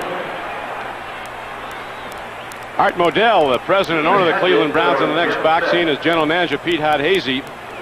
These guys are up and down. They are jumping guys, up and down with every play. This is a big one for the Browns. They really want this one with the Steelers. They want everyone with Pittsburgh, as the players and the Cleveland team say, you know, it's Steeler week. Things are a lot quieter at practice. In this stadium, holding over 81,000 with the ghosts of some of the great ones. Motley, Lavelli, Ford, Graham, Jim Brown. Hand off to Thornton. Trap block up the middle. Springs Thornton for 3. He gets from the 7 down to about the 4. Well, both teams have had tough sledding down inside that line since the first drive when Pittsburgh moved it down pretty well. Neither team has moved it on the ground. They both had to throw their way down the field. 3rd down and 5, you can bet it's going to be put up in the air. Jim Smith goes wide right. T. Bell is wide right in the slot. And Kelvin Sweeney, a free agent who is dangerous, cut that 29-yarder to the left. Stout's looking at Sweeney. Better look at somebody. Sweeney goes up and loses the ball. Kelvin Sweeney had a piece of the football and lost it coming down. Henry Bradley put the slug on Stout just as he released the ball. So the Browns stave off a touchdown, and now the field goal unit comes out for Pittsburgh. It's just amazing to me how every Pittsburgh receiver, you see Stout throwing the ball off balance. You can only afford to do that if you are dead certain your receivers are going to come back for the ball and get it at its apex. All the Pittsburgh receivers do that. As a result, it makes it easy on the quarterback to put it up in a one-on-one situation. Matt Barr, the kicker, has never missed a field goal in the pros inside the 30. This is a 22-yarder. Does not have the long range leg, but boy, he's tough in here. Drills it up. Record stays intact. He's 15 for 15 in his career inside the 30. And the Cleveland Browns now are down by 6. Pittsburgh extending its lead to 13-7 with only 6 seconds left to play in the first half. So the Steelers will be kicking it off when we come back. It was a very big goal line situation stand for Cleveland. When you stand within 7, you can still get the game done. And Brian Sipe has come back with a whole lot less than 26 seconds to play toward the end of a half. So if this ball is not way down the field, if they get any kind of field position, you can bet he'll be having a go at it. Wright takes it on the run of the 15 to the 30. And Keith Wright's to the 32, and the clock shows 22 seconds as Sipe and the Cleveland offense come back out. Frank Pollard was down to make the play. Brian Sipe has put the ball up 15 times in this game, has completed 10 for 94 yards and the 1 touchdown. Of course, he was intercepted on the skipped ball, skipped off the hands of a receiver, and Johnson intercepted for Cleveland, for Pittsburgh to stop the Cleveland drive. Stout has thrown 17 times. He's completed 7 for 95 yards. All of them key, though. Yep. So Brian Sipe, who's not big, but he does get the ball deep. Ready now to start pitching with 22 seconds left in the first half, and the snow flurries and the winds start up again. Standing in, lots of time. Now he eludes the rush and loses the ball. His arm was going forward. It's an incomplete pass. You and I know that, but it's not always called that way. Ruled an incomplete pass. Boy, he is so cool back there. John, when you're standing back there for a long time like that, you've got to be thinking blindside, though, don't you? No, you put your attention on the receivers down the field. Of course, that's the utopia of the situation. He's got his attention down the field. You'd think you'd think L.C. Greenwood wasn't in the house. He'll wait and wait and wait. He's about as patient a quarterback as any I've seen. One of our spotters today, Matt Millen, an offensive tackle for the Browns, says one of the great things about Sipe is no matter how much pressure's around, he doesn't get excited. Always maintains his cool.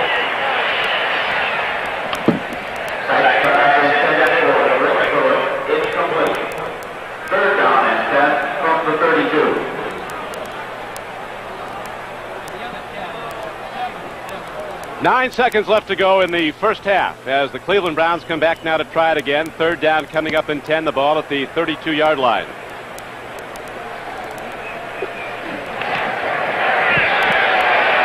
9 seconds is just about enough time, Donnie, to get it down into the 30-yard line, but it's got to be a flawless execution. Go to the draw. Here's Pruitt. He can go coast to coast as he gets a couple of blocks, and Pruitt gets it out to the 39. Case closed for this half. That will do it. First 30 minutes are in. They've been a good 2 quarters. Going to be a lot more to go, and also a lot of action around the league will be updated shortly as we go to NFL 80 in New York. But right now, that's the end of the first half with the score. The Pittsburgh Steelers 13 and the Clevelanders in front of the Cleveland Browns 13-7. Don Criqui with John Brody. John, the first half went pretty much according to plan from the Steeler coaching standpoint. The defense did a big job. Well, we mentioned simply, Don, that their backs were up against the wall defensively. They hadn't played well earlier in the season. It was incumbent upon them to do so.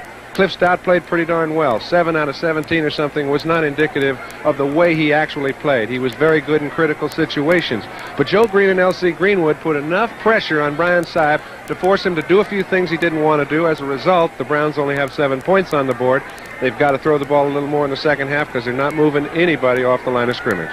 John, you spent many days in fields like this, playing fields that were wet with the wind blowing.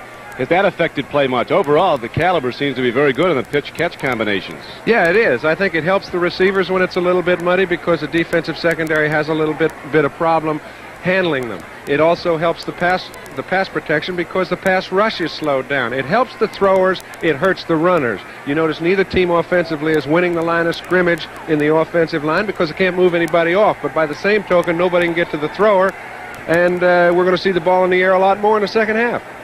Well, the standings in the AFC Central and throughout the league, AFC Central is as tight as you're going to get. At Houston and Cincinnati lock up today. Somebody wrote that Cincinnati, the only team they can beat, the Steelers. They've gotten them twice this year. This whole thing could be locked up. We could have co-leaders one way or the other, the way it's going to end up, because somebody's going to win this one.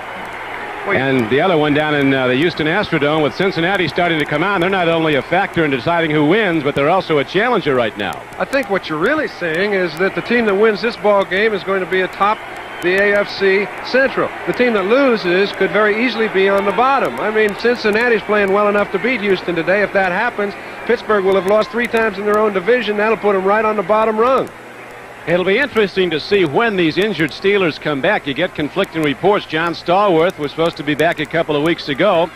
They're not healing as fast as a lot of people would like, but as is the case with any good team, you've got to go to the bench sooner or later. It becomes a game of attrition as the long season wears on. Everybody gets a lot of injuries, and I think the Steelers have handled as well as anybody can. Well, I think they've handled the positions that have been injured exceptionally well because their offense is the one that's been crippled. They've continued to play very solid, good football. It's their defense.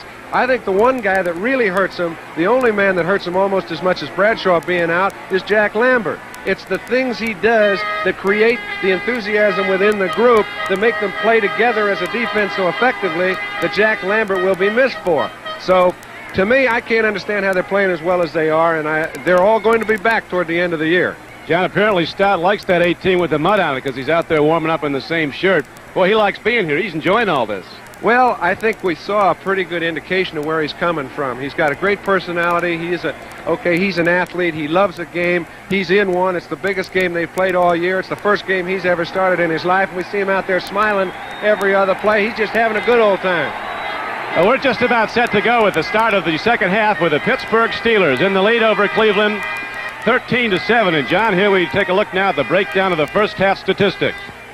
I think, Don, more than anything else, you talk about possession of ball is pretty indicative as to the score in the ball game. The Steelers have kept the ball away from the Browns, which was really rather unexpected at the game start because they've got a quarterback that hasn't played before, and they've kept the ball for 16 minutes and 41 seconds without controlling the line of scrimmage rush-wise.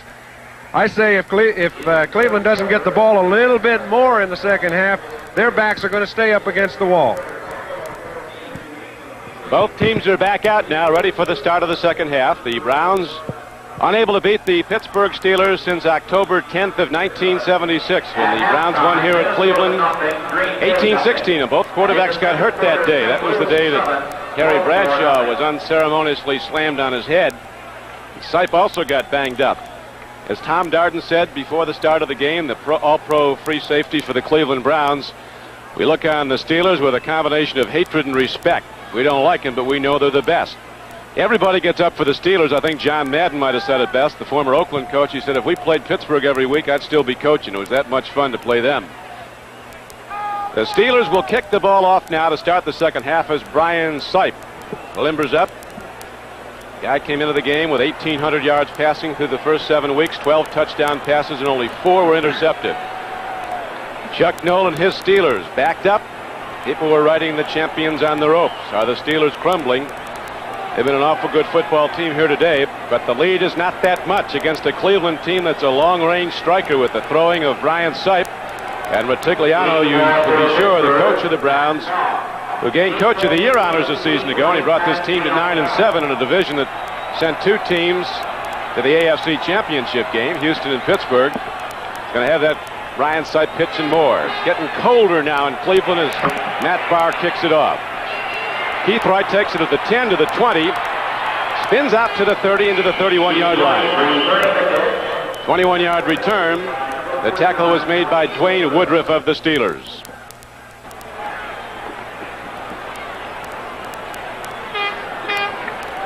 Brian Sipe at quarterback for the Cleveland Browns. His runners are Greg Pruitt and Mike Pruitt. Wide receivers are Dave Logan and Reggie Rucker. Ozzie Newsome is the tight end. Henry Shepard's back and well, playing left guard. Deacon's next to him at left tackle. De Leon's the center. Joe DeLamielleure, the right guard, and Cody Risen is the right tackle. It's 1st and 10 now for the Cleveland Browns. Ball just across their 30. Rucker in motion. Makes a deep drop, swings it out, got a man wide open. Greg Pruitt, the linebacker, fell down, and Greg Pruitt literally rockets across the 45-yard line out to the 48. 18-yard gainer, John. Well, it's a wonderful way to start the second half, and you couldn't have a better man fall down if you're a Cleveland fan than the man that's carrying the guy who's going to catch the ball. Robin Cole went back into his drop. He knew he had a problem. He started to catch Greg Pruitt. As he did, he fell right on his fanny, and Pruitt had nothing but room to run for about 15 yards and a first down. Greg Pruitt had those great seasons with the Browns in '75. He rushed for over 1,000 in '76 and in '77. Free ball in there, and the Pittsburgh Steelers get the football back. Pruitt took the handoff, and he was kissed, and down Pruitt, and out came the ball. Well, I think originally the Steelers had recovered the fumble, and it slipped out of their hands, and it looked like Let's see. like the Browns had another opportunity. Well, the Steelers think they have it. They're sending their offense out. They still might. Does draw a crowd. That ball takes a while to unpile these people.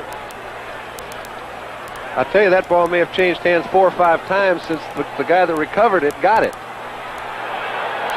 have it. Here's Art Modell, president of the Cleveland Browns. Tommy Prothro has had a player personnel. Boy, when you get in those big pileups down with 7 or 8 people in the midst of it, that ball is stolen so often. If you can't see the man recover the fumble when it's originally made or originally picked up, oftentimes you don't get the guy that actually had it. I don't know who did, but I know Pittsburgh fell on it first. Then the ball came out and there was another scramble. Anyway, it's 1st and 10, Pittsburgh on the 48-yard line of Cleveland. On first down, the Steelers go to the run, and Russell Davis doesn't get much. Charlie Hall, 59, the outside linebacker at the left side, made the stop. Marshall Harris, number 90s at left end. He's a first-year player from Texas Christian, was originally a draft choice of the New York Jets last year, walked out of camp. And out of football for the time being, and they really like him here as a pass rusher. Henry Bradley's the middle guard, number 91. The guy we were talking about who was driving a truck here in Cleveland a year ago. From Elkhorn State, Lyle Alzado, the right defensive end. Hall, Jackson, Ambrose, and Matthews back to line. It's 2nd down and 8 for the Steelers early in the 3rd quarter. With Pittsburgh leading 13-7. Here's a strike to T-Bell. T-Bell is down to the 30-yard line. He's got a first down for the Steelers. As Stout, again, with all that height and range, stands in and then releases a rifle shot for an 18-yard gain. Well, that play was a vintage Terry Bradshaw as we watch number 12 watching his protege, Cliff Stout, on the field. He stood in there under a real big pass rush. He got it as soon as he let that ball go. His lights were on the ground. He did not see that completion finish. 12:53 to play now in the 3rd quarter. 13-7 Pittsburgh, and the Steelers driving after getting a 3rd turnover in this game. Browns have not gained a turnover in the game so far. Play is whistled dead as Hawthorne starts a power sweep to the right. It'll come back. Looks a little to me like they let the 30-second clock run out, Don. That's a mistake. Offense. Got him on a motion in the backfield, so it's going to be a 5-yard penalty either way. An assessment that makes it 1st down and 15. False start. Chuck Offense Noll. number 55. 1st down. Is 48 years old in his 12th season as head coach of the Steelers. Pittsburgh franchise is 48 years old. 1st down. This team goes to the playoffs this year. It'll be the first time any team has done it 9 consecutive years. The Steelers started to win big in '72, and they've been the best in football since then. Stout on 1st and 15, stands in, looks, throws. Clay Matthews had the ball and lost it. Linebacker Clay Matthews, who's very quick, came across, went up, lost the ball. You don't get many opportunities. Clay Matthews had 2 of them so far today. He's come down with neither. Both of them might have been turned into scores. There was nobody standing out in the flat. That's right, that other one. And he played the ball so perfectly, Stout didn't even see him. And the linebackers can hide once in a while, and when they get very effective, you never get to see them. So it's 2nd down and 15 now for the Pittsburgh Steelers, 34-yard line of Cleveland. Here's a blitz. Stout eludes it. He's going to take off. 30, 25. And Stout is down to the 26-yard line, but there's a marker down also, John. Right in the area where it's generally pass holding. You know, I think what you've seen out of the Cleveland defense is they found a way to put some pressure on Cliff Stout. That's the one thing that was mandatory if you're a Cleveland Brown fan or a Cleveland Brown football player. They have got to create a situation. They did it this time with a game. A game is something where the interior linemen start stunning, taking each other's roles. They got a little confusion out of the Pittsburgh offensive line. As a result, they got a hold. Offensive holding, number 79, 2nd down. Got Larry Brown, the right tackle. Steeler fans recall him as the starting tight end on the Super Bowl championship team of '74. Put on 30 pounds and moved to tackle. He's been a good one. Now it's 2nd down and 25 yards to go for the 1st down. Swing pass to Hawthorne. Lots of Browns closing in on him. And Hawthorne gets it inside the 40, down to about the 37-yard line. That'll bring up 3rd and long yardage. He got 7. Now, this is one of those rare situations where they've got 3rd down and 20 yards to go for a 1st down. But an effective play for the Steelers would be a 12-yard gain. It would put them inside the 30-yard line. It would give Barr a chance from 45 yards to kick a field goal, increase their lead to 16-7. You can bet they're not going to go all the way down the field. They're going to try to get 12 or 13. This is one of those situations where if you're a Brown, you got to remember, we can't give them 12 yards there, even though they've got 3rd and 20. Jerry Wilkinson goes in the game. Pass rushers are in now. The Browns go to 4 down linemen. They're coming. Jim Smith is out there. He's interfered with. Here's the penalty markers. But there's a penalty down also in the Steeler backfield, so it could be offsetting. There might be a holding. Brown linemen are signaling a hold against the Steelers. I think it is a holding call, Don, but I tell you, The impressive thing is the way Jim Smith just ran by Ron Bolton.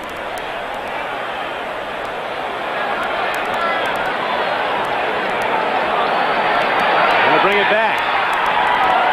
Would have been first and goal had the pass interference call gone, but it's going to be offset by a hold against the Steelers.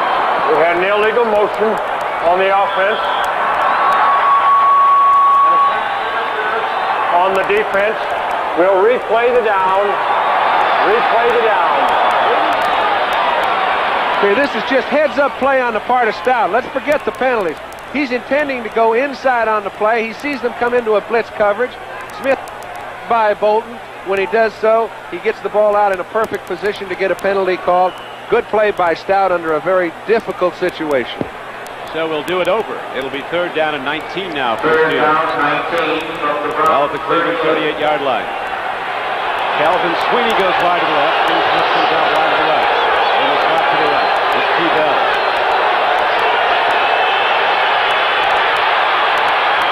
Calvin Sweeney has the ball, gets the block, turns upfield, gets inside the 20, and he gets a first down. Boy, this guy can play football. Free agent from Southern California, he runs all over the field. Dom Darden is down for the Cleveland Browns, a 16-yard gain, more than that. It's 3rd and 19, and he got about 23. Do you know how hard it is to get one receiver on a football team to come in the middle and go after the ball? These guys have 5. I have never seen a Pittsburgh Steeler receiver that doesn't, when he makes his break, start coming in the field and getting on the ball first. These guys come back to it about as well as anybody I've ever seen in a game, and Stout threw an excellent ball. Randy Grossman comes back in at tight end, set to the right. 1st and 10 Pittsburgh. End off to Blyer. Rocky put an unusual move on him and got some yards. I think it's called tripping. Rocky tripped on the 15-yard line. But he got ahead for 3 yards, and so it's going to be 2nd down and 7 now.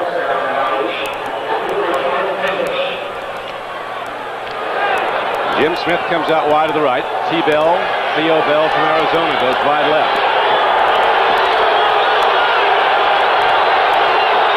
10 minutes left to play in the 3rd quarter.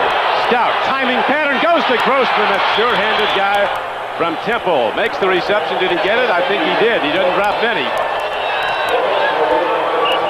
I think he caught it. Well, Sam's a little prejudiced. He doesn't want him to have caught it. No. But I think it was an excellently conceived play. There was nobody in 4 or 5 yards of Randy Grossman. Stout set the play up. An excellent play-action pass. He's trying to come to Grossman. He was wide open. He just pulled the string on it a little. Came down a little bit low. You be the judge. Did he catch it or did he not? I know he got credit for it. It's 1st and 10 on the 3. 1st and goal. They're ready to push it in if they can. They say about Grossman, if you get the ball near him, he'll catch it. Best hands on the Steeler team. He's turned into a good blocker, as is evidence he's at a wing back now as they go from the power formation, and driving into the end zone is Hawthorne. Steeler touchdown. So the Steelers extend their lead to 19-7. The big reception by Grossman sets it up, and Hawthorne's on the payoff end for a 2nd time in this game. You'll recall he scored the first touchdown from a yard out. All right. This play looks like it's stuffed at the line of scrimmage. It looks like the play is over. Hawthorne kind of feels his way around. All of a sudden feels a little bit of daylight. Scoots the next 3 yards into the end zone. That was a beautiful drive by the Steelers. Cliff Stout's having himself some kind of day.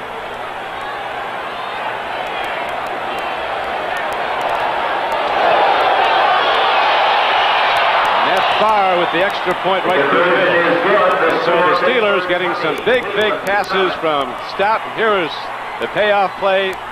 Hawthorne spins off tacklers into the end zone. The extra point is good. And now it is a 20-7 game. Pittsburgh is in the lead. Slams it on down, and we'll be back in Cleveland after this. Don Cricky with John Brody. The kicker is Barr, the receiver. Coming down to get the ball is Keith Wright. He takes off across the 30 and all the way out close to the 40-yard line. You know what's even more commendable about the way the Steelers are playing right now is that on all their kickoffs, they've given Cleveland excellent field position. The farthest they've been back is the 30-yard line. Keith Wright runs this one out to the 38-yard line. and still the Steeler defense is held in there. Browns have had good field position just about every possession they have. They've been outside the 35. Now they start out for a second time in the second half. You'll recall they opened the third quarter with that big 18-yard gain to Greg Pruitt. But the next play, fumble. And the ball was back to Pittsburgh and subsequently turned into a touchdown. Here's a pitch to Logan. He's wide open. Dave Logan's inside the 30 and down to the 28-yard line. Logan lost somebody because he was out there by himself. Tell you what happened is the defense lost Logan. He lined up very wide to the left side. Sipe couldn't believe it because the whole defense sagged. It looked like a two tight end offense as far as the defense was concerned for Pittsburgh. They never saw Logan. Sipe just came to him late. It was a fooler play all the way. Logan picked up the ball and 34 yards to go with it. They've got a first down inside the 30. 8:31 left to play in the third quarter. Here's a handoff. Up the middle goes Mike Pruitt. He drives inside the 20. Gets a tailwind from behind as the Steeler hit him from behind. Jack Ham and pushed him ahead another 7. Gain on the play of 13 yards and a first down for Cleveland. And the first time that Cleveland has penetrated the line of scrimmage. We mentioned Joe Green had to have a big day.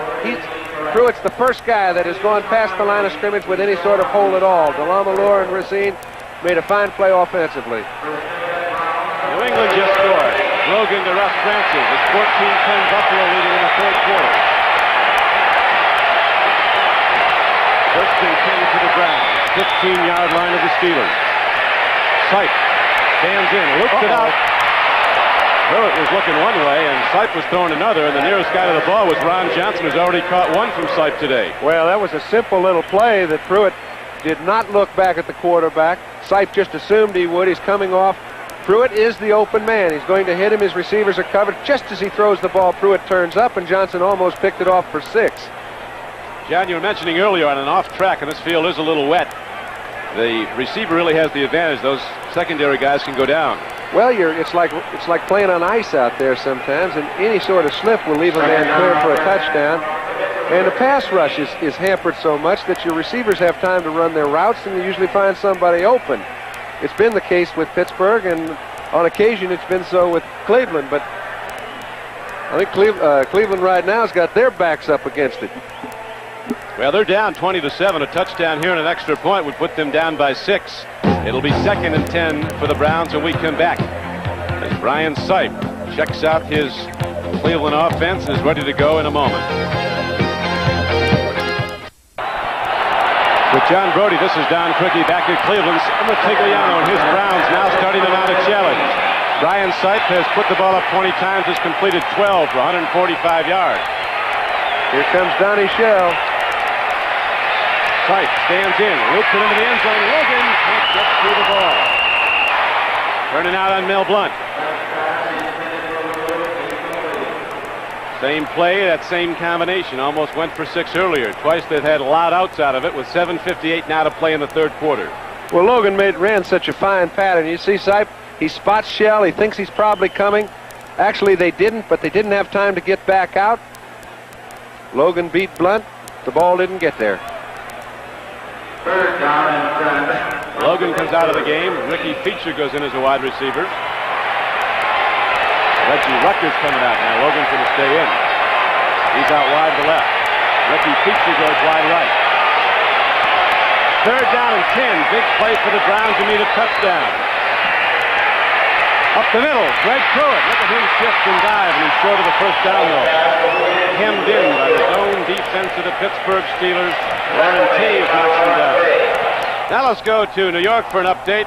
Here's Bryant Gumbel. Thank you, Don Criqui. The Giants have suffered a setback in their attempt to break a 6-game losing streak out at the Meadowlands. They were leading by a score of 9-7 when Phil Simms aimed this one, but it wound up in the arms of Billy Thompson.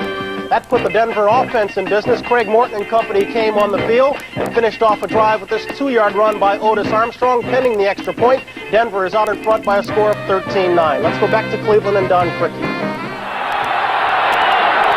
Thank you, Bryant. We're set to go now. It is 4th down and 3 for the Cleveland Browns. They go to the run. Here's Mike Pruitt. He's got to get the first down to keep the drive alive. Where'd they go out? He's short. Looks like he is. Robin Cole, the blitzing outside linebacker from New Mexico, was the man who made the hit, and the Browns don't get there on 4th down. Well, I know there's a lot of second guessing. It's still in the middle of the 3rd quarter, but I agree. I think on 4th down and 2 yards to go, you have to try and pick it up. They need 2 touchdowns to win the football game. They may not get in this sort of position 3 more times in the ball game. And you can see just excellent defensive play, keeping him 1 foot short of the 1st down. Right down in the dirt, just like they like it. 7:04 left in the 3rd quarter. We'll be back. Getting a little mean here in Cleveland, Ohio. As we pause briefly for station identification, this is the NBC television network. WFMJ, Youngstown.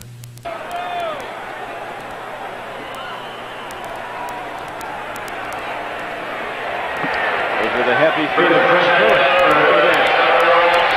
Getting a little muddy down there. And it's getting colder as that wind sweeps in off Lake Erie. Russell Davis takes the ball straight ahead as the Steelers look for room to work. After stopping the Cleveland Browns on a 4th and 2 play, the Steelers now try to punch the ball back out to give Stout the offense room to work. Cliff Stout has gone the distance at quarterback today. Young man from Oberlin, Ohio, 40 miles from Cleveland. In his 4th year in the league from Youngstown State, a guy who was in uniform 56 straight games before he played it down for the Steelers. The Action 3 News helicopter from high above near Cleveland's Lakefront Stadium. It's now 2nd down and 6 for the Pittsburgh Steelers as Stout steps in. That's the good of it. They got rid of him. Stout got nailed in the blitz by Matthews. Well, you can tell the Browns are trying to find some way to get to Stout. Very seldom do you find a quarterback in his first starting role throwing the ball from inside his own 10-yard line. Stout's playing as if he's been around 5 or 6 years, playing first string every week. You see he's trying to come off to a secondary receiver. Matthews gets to him first.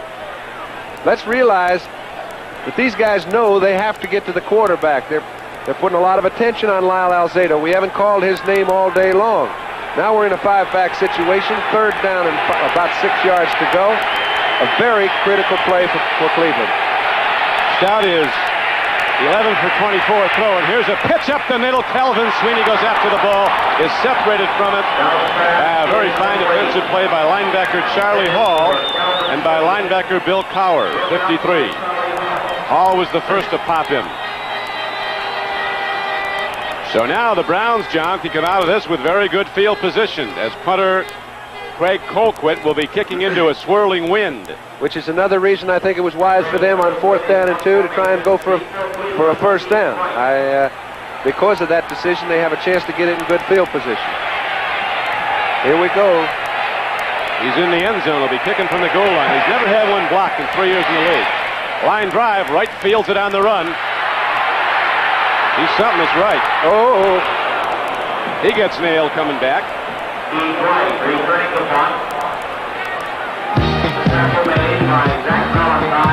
Zach Valentine was down to pop him after a 34-yard punt in the return back to the 36-yard line of Pittsburgh, and that's where Cleveland has the ball. With 6:04 to play in the 3rd quarter, and the Steelers in the lead 20-7. The Browns come out of the huddle now. Stout goes to the sidelines to regroup. Gets some counsel from Bradshaw. Ryan Sipe in the Cleveland offense looking to get back in the game. Down 20-7. A man is open, but the pass is thrown too far for Drake Pruitt.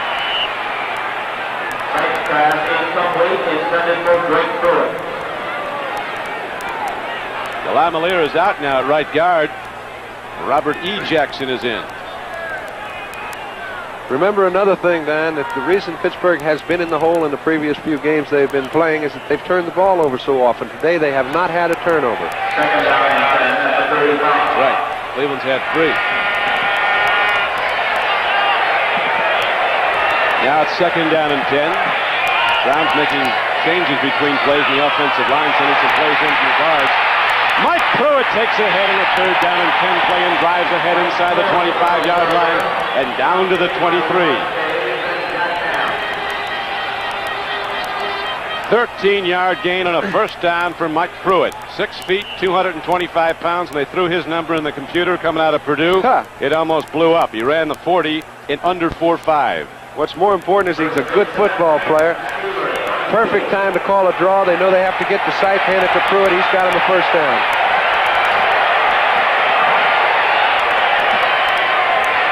Sight stands in, fires over the middle. Rucker is open. He's down to the 6-yard line.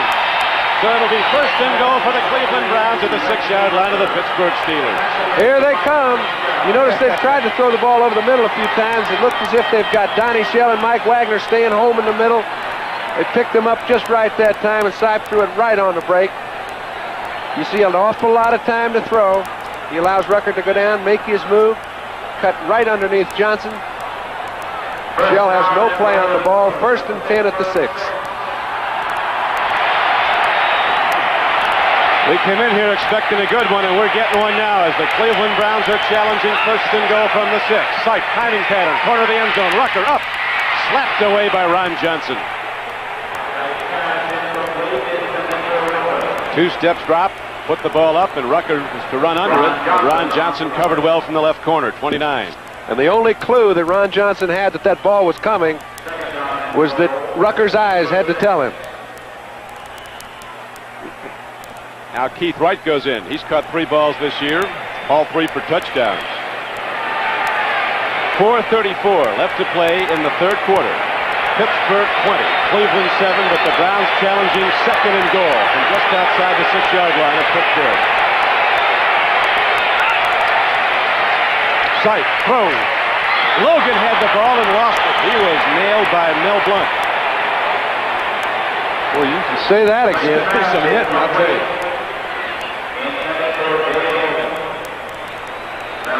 Okay, anytime a wide receiver can get in underneath the quarterback, he's got a pretty good chance of getting the ball. He gets positioned, but Dennis Winston comes over and just unloads on Logan.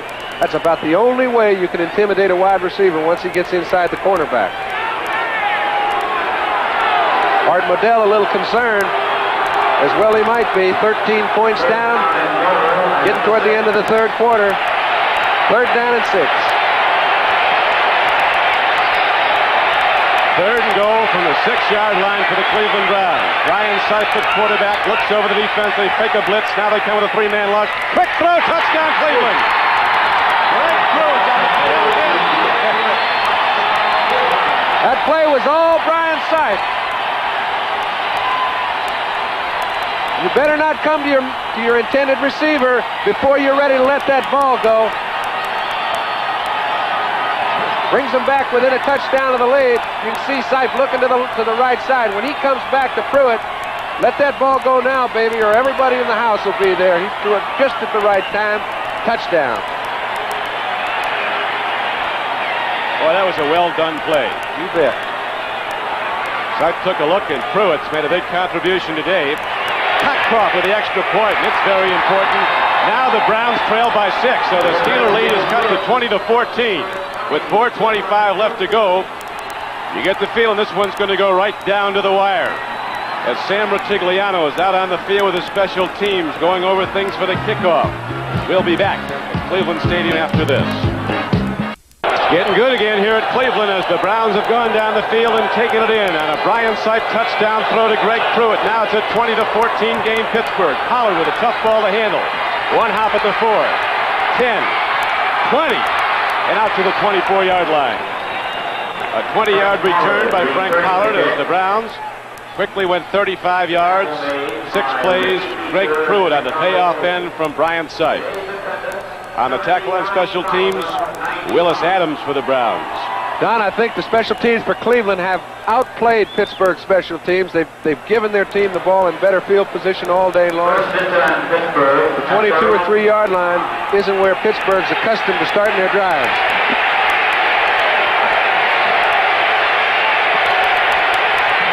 Steelers go to run. Russell Davis can't get there. Clay Matthews shed the block and hit him, knocked him down, loss of 2. Matthews and Jackson, these 2 linebackers, have made a lot of plays for the Browns. They've been open. Linebackers have to get open too. People are trying to knock on them.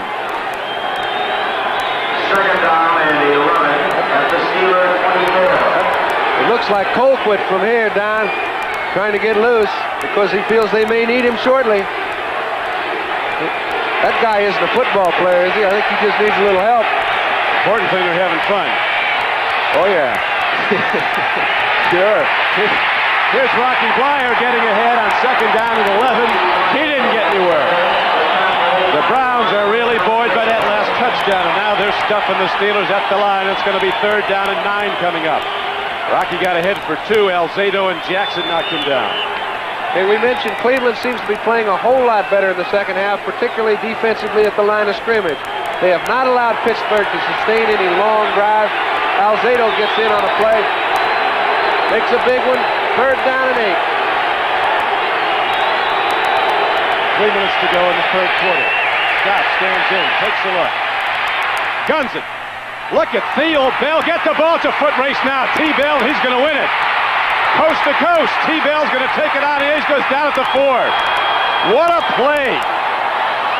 T-Bell, a sprinter from Arizona, got inside the Brown zone, and Stout again throws a perfect strike on the numbers. And again, the Steelers deliver the big gainer, a 71-yard play.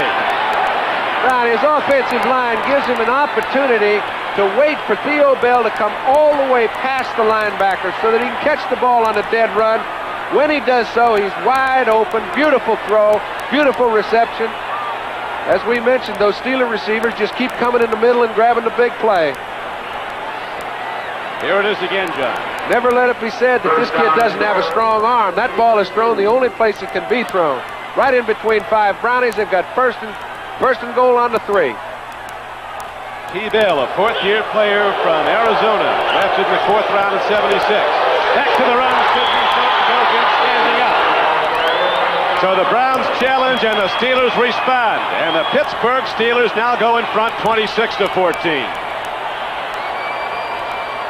Tell you, Pittsburgh looks super in this game. Well, they've looked super in a lot of games over the years, Don. Not in the last 2, though. It's just that they're not the same players that you're accustomed to seeing, and they're still playing the same way. How many times have you seen Terry Bradshaw come back under similar situations, pick out Lynn Swan or John Stallworth? I hardly expect that you would see a Cliff Stout making the same play to Theo Bell. I tell you, he's looked like Bradshaw out there. Well, he's just looked great. Tremendous arm, and he knows what to do with it. A 71-yard gainer to T-Bell, and Robert Jackson's down right now being attended to. Boy, if he gets hurt, he was hurt a couple of years ago, Don, and he had a problem with his knee at that time. They gave him an extra year to get it well, and he hasn't had much problem since then. It looks like it might be in the same area. If it is, that's a big blow to Cleveland and Robert Jackson. He suffered a serious knee injury at the outset of training camp his rookie season as the #1 draft choice out of Texas A&M, and he missed the entire 1977 season because of it. And he came back strongly. He's been a major factor in the Browns' success this year.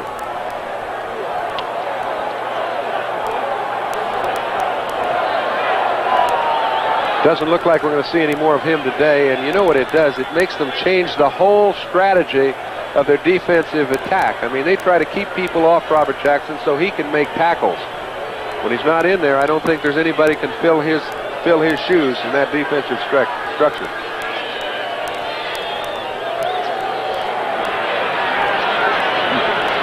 There you see some happy helmets.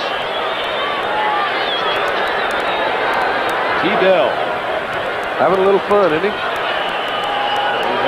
A lot of fun on that 71-yarder. And then Thornton goes in on the payoff end with 2:40 to play in the 3rd quarter. Now Matt Farr will try the point after. He nails it off. Didn't go. So it's 26-14 Pittsburgh. No good. The score, Pittsburgh 26, Cleveland 15. Matt Farr couldn't get it to work. We'll watch again. They're having a little problem with their kicking game in several departments, but none with their throwing game. And we'll be back in a moment.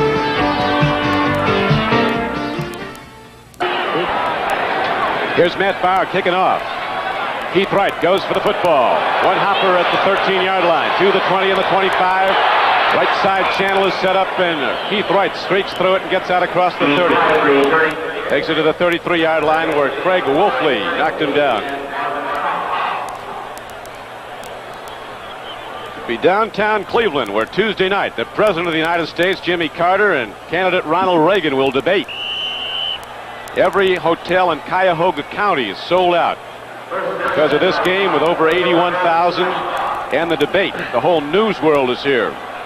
That ought to be a bit active. Just about every foreign country has reporters here for that. Dropping back his sight. He looks, he throws.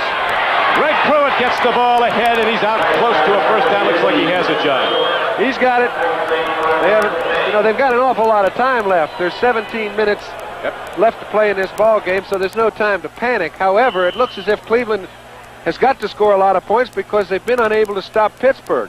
Time and again, 3rd and 15 situations. Pittsburgh's turned them into first downs, made long plays in critical moments.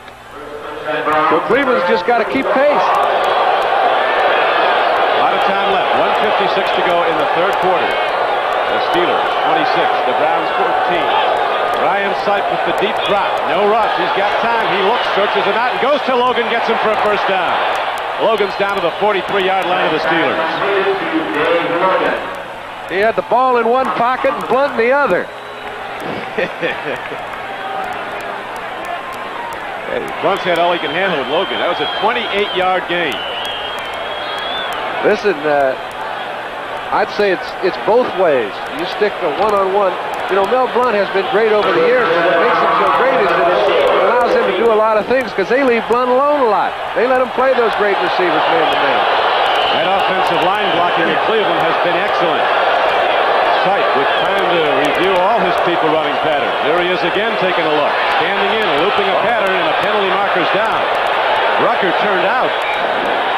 Sipe was looking for a fly pattern. I think he got lucky, Don. I really think he was going down. Rucker made his move to the outside. Johnson pushed off on him just at the time he made his move. Sipe wisely threw the ball down the field and got a call.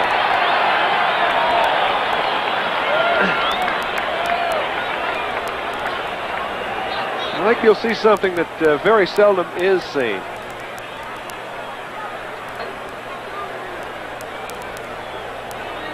Be interesting to see that. Must be defensive holding. Illegal contact, defense number 29, first down. Let's see if we can detect it. We mentioned it was Rucker and Ron Johnson. This is past the 5-yard zone. Johnson cannot alter his pattern the way he did on that occasion. As a result, it's first down and 10. Joe Costanza with the arithmetic. Sipe 17 to 29 for 212 yards and 2 touchdowns. He's going down. Diving for the ball. Logan, he caught it. What a play. I think that was Newsom. Or Ozzie Newsom. Ozzie Newsom came back at the ball. Uh-oh. Ryan Sipe took a shot in his throwing arm. Ozzie Newsom ran the pattern and dove back at the ball. Looks like both of them made a great play, but they're both coming off the field. That's a big price to pay if you're Cleveland. Let's take a look. Ryan Sipe back to throw the ball. He looks to throw it into what appears to be double coverage, and it did look as though he hit his arm on the helmet of an on-rushing Steeler. Newsom just makes a great play, cutting underneath Donnie Shell to get the first down at about the 12-yard line. Now we're going to see Paul McDonald, a young kid from USC. Don, he's stated to have as much pose as any young quarterback in this game. He has never played in the National Football League game. He's been practicing. He's hurting. Sipe is hurting. It looks like his shoulder to me. When it's your right shoulder, it isn't going to get better in 2 minutes. You've been there. Well, he's an awful tough dog. You can see Sipes going out on the track trying to see if he can throw a little bit. If it's not broken, he'll be back. But it's sure hurting. Paul McDonald's an interesting guy, John, from Southern California, a rookie drafted in the 4th round. He comes in with the label of winner. He quarterbacked 2 Rose Bowl victors at USC, also won national championship team. And he set an NCAA record for the lowest percentage of interceptions thrown during a college career. So he's not going to give it away on you. Well, Don, you know, last week, Paul McDonald was ready to start the ball game. Sipe came back, found a way to get his arm ready to play. He's down there right now, trying it out. I don't know if he'll be ready, but this is a big goal for McDonald. He's ready. Let's see what McDonald does. Might go to the run to Pruitt. Better get the ball. Steelers get the ball.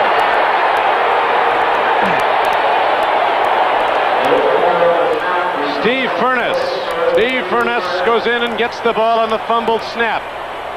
That's a problem inherent to a new quarterback coming in. Well, how many times have you seen it? It's not the same when you're in a football game in the middle of the fourth quarter. You're trying to get back on the board. It's not like at practice. The center, his reflexes are a little bit different. If you try to get out of there just a little too quick, the ball's going to stay. It did, and they lost it. First and 10, Pittsburgh at their own 8. So the Steelers stop the Brown challenge on a 4th Cleveland turnover in this game. Now they go to the run, and the Steeler offense cannot penetrate as Cleveland's Charlie Hall comes up and fills. That's a sick feeling when you're a quarterback that hasn't had any playing time, Don, and this is their first opportunity. You're just going in there to bide a little time, hand the ball off to the fullback, see if Sipe can get his arm back to play. Forgot to get the ball from center. Coach, I don't know what happened, but it wasn't right for the Browns. We'll be back as we're ready now to start the fourth quarter. That's the end of the third quarter after these messages from your local station. Cover the presidential debate Tuesday night at 9:30 Eastern Time on NBC at the Public Hall of Cleveland. That's the site of the debate, right in the downtown. And now we ease on in the Action 3 News helicopter of WKYC Television Cleveland, an NBC-owned and operated station. Right on down to the sold-out Cleveland Stadium, to the playing field on a cold, cold day with the wind blowing and the world champions, the Steelers, staving off the Browns. Cleveland trailing 26-14. On the run, the pitch is made by Stout, and the reception is made on the 31-yard line. Jim Smith comes back at the ball and catches it. He just keeps doing it, Don. Next Sunday, it's an exciting doubleheader day. Start your day with NFL 80 as host Brian Gumbel brings you up-to-the-minute news, scores, highlights, and more. Then you'll see the San Diego Chargers take on the Cincinnati Bengals, and the Houston Oilers play the Denver Broncos, plus other regional games. It's all next week on NFL football here on NBC. Right now, we're starting the fourth quarter. 14:53 to play in the game. Don Criqui with John Brody at Cleveland. The Steelers drive the ball at the Cleveland Browns, take it out to the 34-yard line on a first down carry. Paul McDonald, who lost the snap, and nobody in the world feels worse about it than Paul. Well, I'll tell you what, very seldom is it necessarily any one particular person's fault, whether it be McDonald or the center de Leon. It's just a communication problem that takes place so often when a quarterback comes in for the first time. And that's just the way the game goes.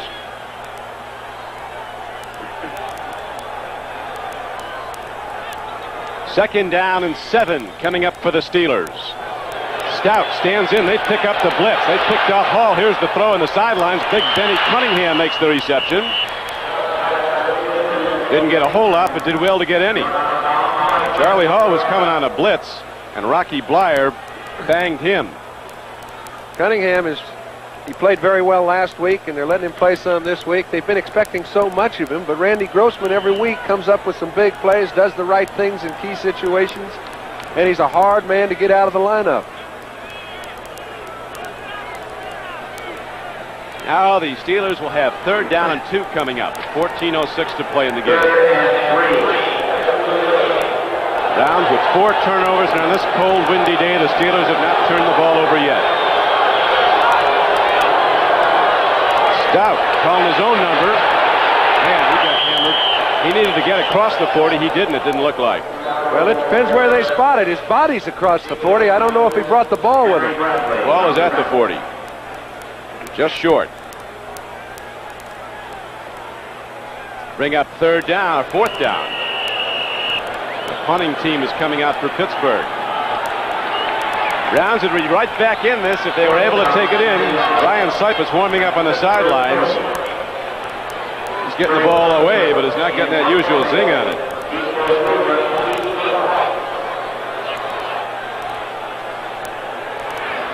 Mike Webster down in the dirt, ready to snap the ball to Colquitt.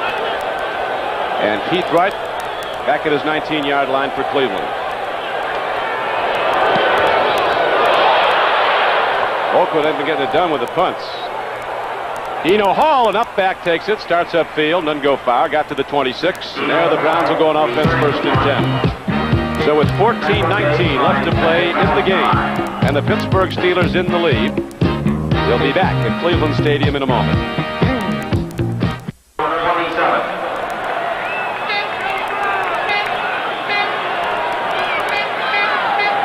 The Cleveland Browns ready to come out firing. 1st and 10 in the 4th quarter, 13-18 to play in the game.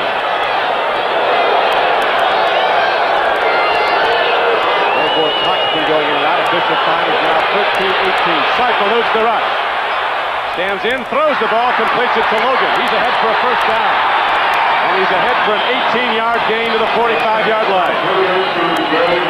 That play showed quite a bit, Dan. It showed that Brian Seif can throw the ball across his body. I think there was a little concern on the part of even Seif as to whether he had enough juice in his arm to be effective out there. That concern should be ended. Logan runs a nice pattern. Seif has to slide to his right. Logan finds an open spot. The ball's there, and he picks up 15 and a 1st. Logan's caught 5 today, as you see, for 92 yards. They'll be throwing some more at him. Here's a 1st and 10 play. Seif throws to Greg Pruitt. That was the touchdown combination of not that long ago for Cleveland. And they connect for a 9-yard gain. It'll be 2nd down and 1. And even with 12:23 left to play, the Browns huddling quickly. Now they slow it up. Cleveland needing 2 touchdowns. That was an excellent jump that Pruitt made, because there's a big difference between 2nd and 3 down and 2nd down and a 1.5 feet. They can afford to do something on this play that they might otherwise not be able to.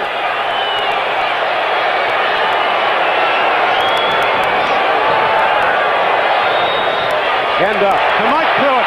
He breaks it. Mike Pruitt's down inside the 30. Cleveland firing off the ball. Deacon and Shepard on the left side. DeLeon. And a 17-yard run from scrimmage by Mike Pruitt. And the Browns start to challenge again. Can you imagine, had they taken it in the last time when they had the fumbled snap and the loss of the ball? This could be the go-ahead touchdown they're going for. Now they're trying to score to get back in the game as they trail 26-14 with 11:30 to play. 1st and 10 Cleveland. Rucker right, Logan left. Ozzie Newsome tight end lines up to the right.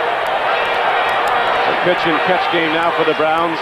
That looks like a completion to Ozzie Newsome coming back at the ball. They say no. There you saw a lot of officials looking around, see if anybody saw it clean that time. I could not see it from this vantage point, and there were a lot of them that couldn't either. 2nd down, 10 from the Steelers 29. This looked very similar to the play that Grossman picked up down on the 7-yard line. Seif does throw the ball low. I think it's a good call. It's a 1-bouncer. They called it right.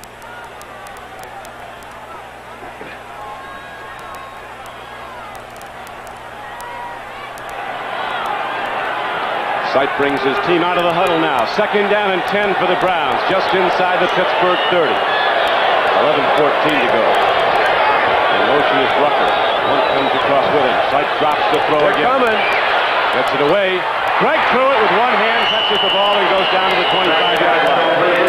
Way short of the 1st down, but they did well just to escape the blitz and get a completion. Let's give credit where it's due. Dennis Winston came clear across the field. It was a blitzing situation. His man is Greg Pruitt. He had to carry him all the way to the sideline. There's nobody in that area. If Winston misses, he gets there in time, holds the play to a 4-yard gain. Greg has caught 7 today for 64 yards. One of them in the end zone. 26-14, Pittsburgh in the lead. 11:08 to play in the game. Now Newsome, the wide receiver, the tight end goes out as a wide receiver left. 2 wide receivers to the right. 3rd down and 6. Seif throws. He gets Logan. He gets a 1st down. And the Browns drive on.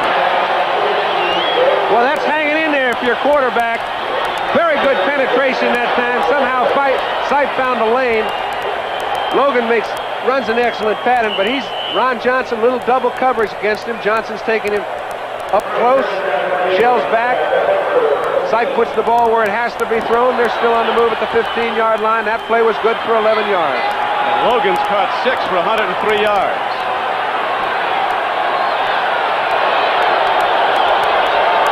On 1st and 10, Sipe looks again, stands in, timing pattern, end zone. Nobody near it but Donnie Shell. Right safety, he was running back there with Newsom. He's 2nd and 10. Don, before this game started, Sam Ratigliano and Jim Schaffner, the offensive quarterback coach, were hoping that they could get Newsom loose on Donnie Shell. They haven't been able to do it very effectively today. Now, when you get inside the 20-yard line, you know the defense is going to be man-to-man. They close down in there. They're trying to get to Newsom, but Shell's doing a fine job on it. Second down and 10 coming up for the Cleveland Browns. Shell comes right up, boy. He takes that tight end down at the line of scrimmage. He challenges you. Now he plays a little bit off Newsom, way off Newsom. Brian Sipe with a 2nd down and 10 play from the 15. Stands in, looks, throws. He's got a man. It's lost. Ball was into Greg Pruitt. He lost it incomplete. So at 10:17 left to play in the ball game, we're going to switch to New York and Bryant Gumbel. Thank you, Don Cricky. At Rich Stadium in Buffalo, the Bills have padded their lead against the Patriots. This is Joe Cribbs, some kind of rookie. 16-yard touchdown. He is 9th of the year, his 8th rushing, and the Bills are out in front by 11. Back to Cleveland and Don. Thanks, Bryant. The Bills holding a team meeting this week in Buffalo. No coaches allowed. Let's get our act back together, and apparently they have, as they lead what might be the best team in the AFC at the moment, the New England Patriots. I think the Bills would... Well, they're making a case for themselves today. Their own claims. Here's a throw down to Logan. He says he got it. I think he did get it. I think they're going to give it to him, but they're still going to be short of the first down. It's going to necessitate a 4th down play similar to the one we saw in the 3rd quarter. They've got about 4th and a yard and a half. Be interesting to see what they do, Donnie. Now, this is about the only place Sipe can throw it. Yeah, he did get it. I don't know how you could tell, but he Blunt did. Has no way to tell. Wagner's knocking the ball out of Logan's hands. He knows he caught it.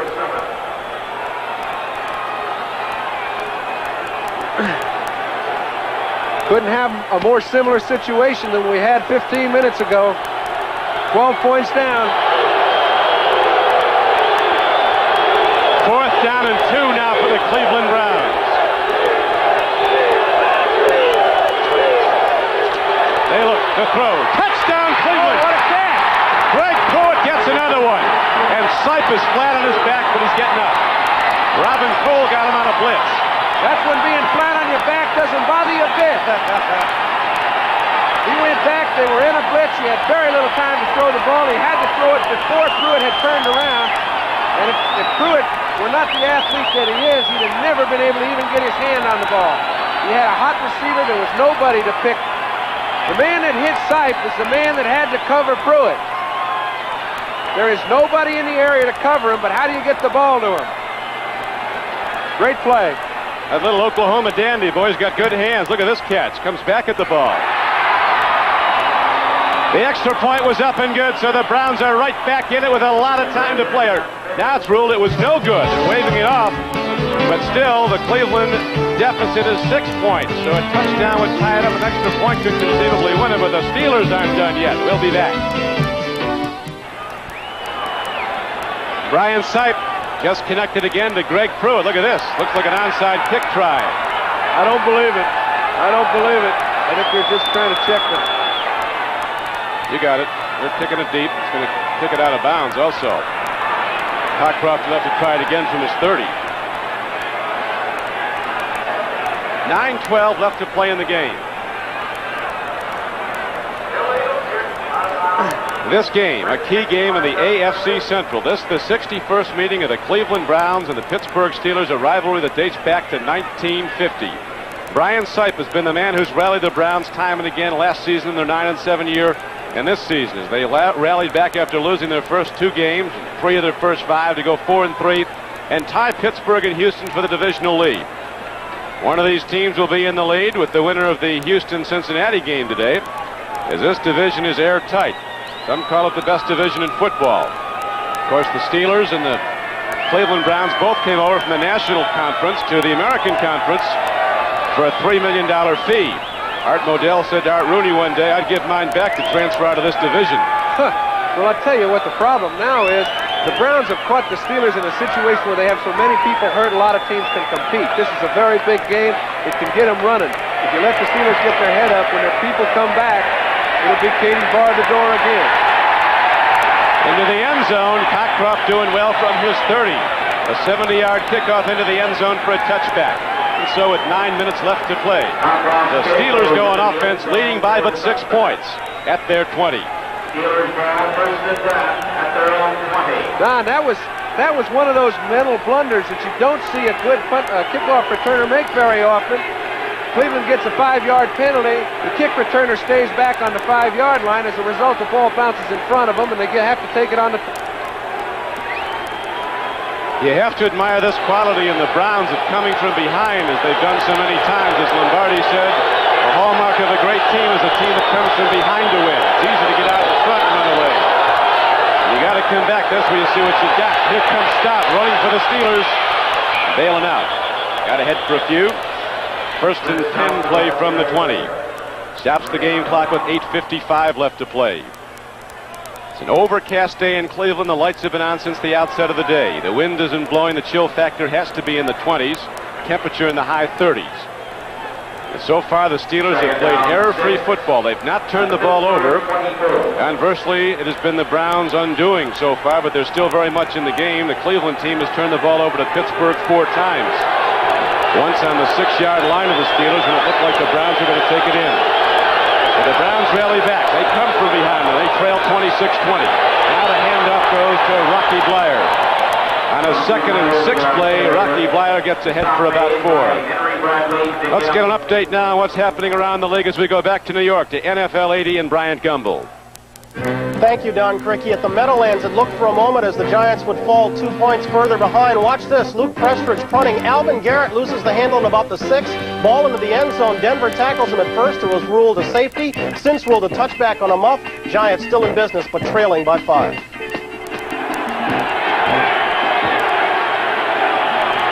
.8:18 left to go here at Cleveland. 3rd down and 3 for the Steelers. Big play. They need this one. Here's a swing pass. Diving for the ball and not getting it is Sidney Thornton. And so the Browns will get the ball back on a punt. And the way the Steelers have been punting, they may get it in excellent field position. If Cleveland ever had a punt that was important, this one is. He's been a very consistent punter over the years. Today he's had 2 very short ones. This is turning to some game. 8:09 left to play. The Browns seemingly out of it. Rally back, and now the Steelers are backed up. They've got to punt. It's a swirling wind that plays tricks with the ball that Colquitt has not handled well. And there's a great return man back for Cleveland and Keith Wright. Colquitt, standing at his 14-yard line, will hit the ball for 17. He gets off a beauty. High punt, a spiral downfield that's taken by Wright. Look at this gutty kid catch the ball with a man right in front of him. Had to give him room to catch it. Zach Valentine. Wright would not fair catch. He got ahead for 5 more yards after a 40-yard punt into the wind. So now the Cleveland Browns offense comes back out on the field with a chance to go ahead.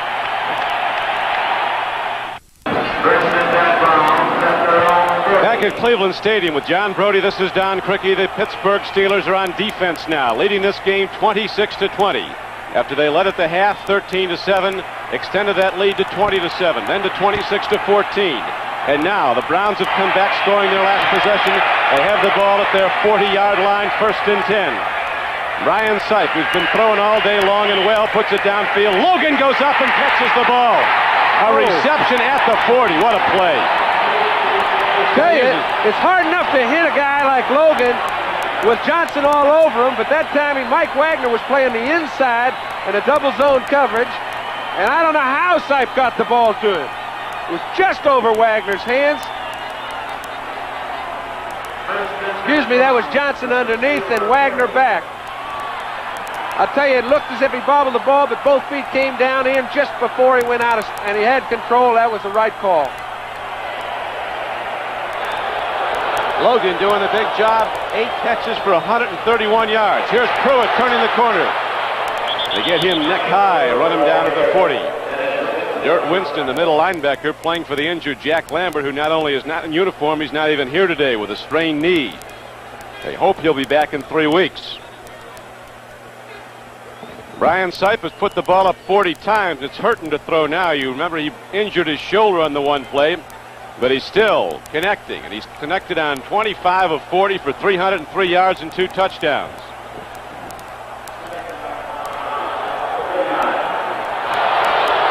Charles White goes in the game. Mike Pruitt's in the backfield with him. White swings out of the backfield. Sipe throws over the middle. Reggie Rucker makes the reception down at the 21-yard line. And the Browns continue to rally back with 7 minutes to go. Don, that's perfect timing. They're trying to throw the ball in the middle to either their halfback or their tight end or the man in the slot, as it was in this instance with Reggie Rucker. Sipe is throwing the ball just as they come open because they're not open very long. A 21-yard gain and a first down for the Cleveland Browns. 21-yard line of the Steelers. Now the Browns are challenging for the tying touchdown. If they get it, the extra point would put them ahead. But they haven't been automatic today, those extra points. Each team has missed one. Draw it is. Mike Pruitt carries on 1st and 10, runs it to the 18-yard line. L.C. Greenwood, 68, was on the stop. So Sipe, who really establishes the pass, then throws in some runs. He never establishes the run, and he hasn't done it all day long. I mean, don't try to establish something you didn't bring. Time is very much a factor now as you see the clock wind down to 6 minutes. What a game this has been. You get the feeling there'll be a lot more happening before that 6 minutes is up. Chuck Noll looks at his Steeler defense, which has been challenged time and again, has responded with 4 turnover recoveries. Sipe takes a look. He gets time. Here comes Dwight White. A swing pass. Winston is called for a foul. That's the correct call. Yep. Automatic first down at the point of infraction. Dirt got there early and hit Pruitt. Mike Pruitt.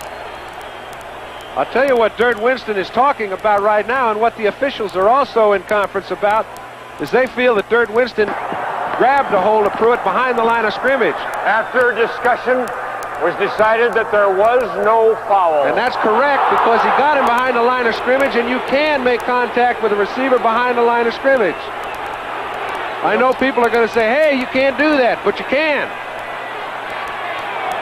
Well said, John Brody. And now with 5:43 left to go, the penalty flag goes back in the hip pocket. There is no foul on Dirt Winston. Greg Pruitt and Calvin Hill are the running backs for the Browns. 3rd down is coming up for Cleveland. 3rd down and 7. The ball at the 18-yard line of Pittsburgh. 5:43 to play, and the Steelers in the lead, 26-20. 2 wide receivers left. Ozzie Newsome's out to the right. Sipe digs in, timing pattern to Newsome. He's going for it. Touchdown, Cleveland! The Browns tie the game. I'll tell you, This building is shaking. there's about as much rock as I've ever seen in a stadium. This place has got a little vintage to it. I don't know if it can stand it. The building is shaking. 81,000 Stanford and 15,000 in the end zone. They're sitting down. They're not too pleased with all this. But we've got a long way to go. 5:38 left to play, and now the all-important extra point. John Cockcroft with Paul McDonald holding. You remember it was Paul McDonald who had a problem with that snap from center. Who lost it. He's got to be concerned as he sets it down perfectly. Cockcroft drills it right up and through, and the Cleveland Browns take the lead. 27-26. Look at this throw by Sipe, and Ozzie Newsome is there. Don, it's easy to understand why a crowd gets excited. Brian Sipe's been doing this for the last 3 years. His team's down by 6. He puts the ball in the air to Newsome at the perfect time. Hit him in perfect stride. They lead the ball game by 1, and it's far from over with 5 minutes and 38 seconds left to play. The Browns have rallied back in the 4th quarter, and they lead 27-26. And John, there's an old friend of yours who's done a great job with the Cleveland passing game. Well, he's been a quarterback coach par excellence. Jim Schaffner. Brian Sipe credits him with being the most improved part of their club. And the Cleveland Browns aren't even running on the turf. They're a foot above it as they come down the field on special teams. Sweep down Frank Pollard. Looks like a flag, Donnie. Might be a clip. 27 completions by Brian Sipe is a new club record.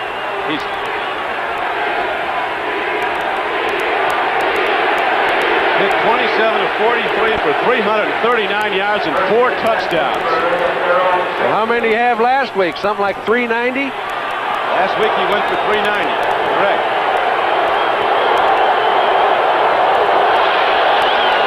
Now the Pittsburgh Steelers must rally back. The champions are down in this game by 1. Here's a strike in the flat.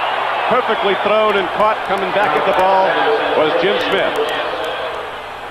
Boy, this guy's tough, this Smith. They better not give that kid much room or he'll riddle them. They're calling it off. What's yes, this? they did. Now let's look at the play that put Cleveland into a tie. Perfectly timed. He throws the ball, gives Newsom some room to run. Only one step on Johnson. Takes it in easily for a touchdown. That's what all the people are up and at him. No catch is the rule, so the down goes by. It's second down now and 10. And Jim Smith comes back to the huddle. They said he got it on the 1 hop. Side judge right there. No doubt what he's going to do, Don. He's putting it up, and they better get a pass rush, or he'll riddle him. Cliff stops, drops back, stands in. He looks, guns it. Oh man, almost intercepted. He was going to his tight end Grossman, but the ball was tipped before it came in. Charlie Hall could have caught it easily. That's the third break they've gotten on interceptions. Right now, we pause briefly for station identification. This is the NBC television network.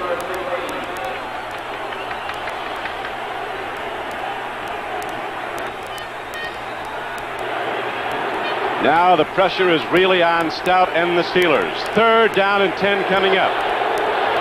Chuck Noll has seen his team the pinnacle of the game 4 times.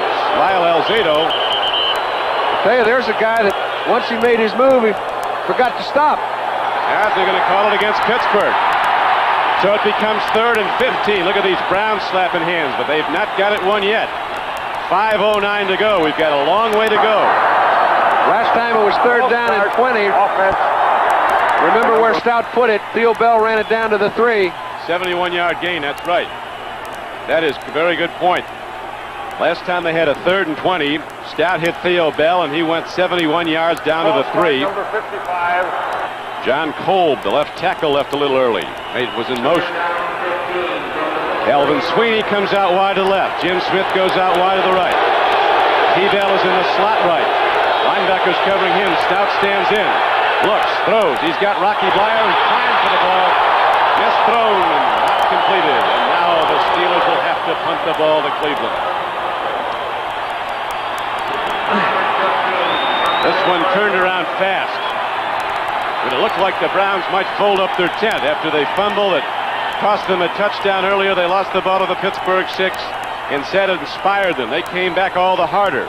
And now that they've taken the lead 27-26, their defense has been picked up. Chuck Noll's a little upset with Cliff Stout. Actually, he did miss one receiver in Jim Smith early. He threw a ball he shouldn't have on 2nd down, and he didn't wait long enough to see his open receiver down the field on 3rd. That's the first time he hasn't looked like a veteran. The punt downfield has been 4 turnovers, and I think there's going to be more before this is over. Wright picks it up. Looks wide right. They get right at the 49-yard line. Boy, that little guy's tough. Coach Vitigliano wants to check out things with his quarterback, Brian Sipe. A 48-yard punt, 5-yard return. They better not back off now, Don, because there's almost 5 minutes left to play. They only are ahead by 1. A field goal can beat them. If they can control the ball, it would be one thing, but they haven't made much at the line of scrimmage. I think Brian Sipe better just keep peppering. Last week, Brian Sipe was hurt, didn't even practice before the Green Bay game. Went out and had his best day of the season. They told him not to run if the pass rush came in on him, to fall down. Instead, he ran more than he has all season because he had to. One of the great rivalries in football, a game that has sold out this biggest of stadiums 18 consecutive years. A record crowd today of well over 80,000 as Pruitt tries the middle on a 1st and 10 carry for the Browns, doesn't get much. Cam eluding the block and getting in to make the tackle. The lights have been on since the outset of the day. It's been an overcast, cold day. There was sleet, rain this morning.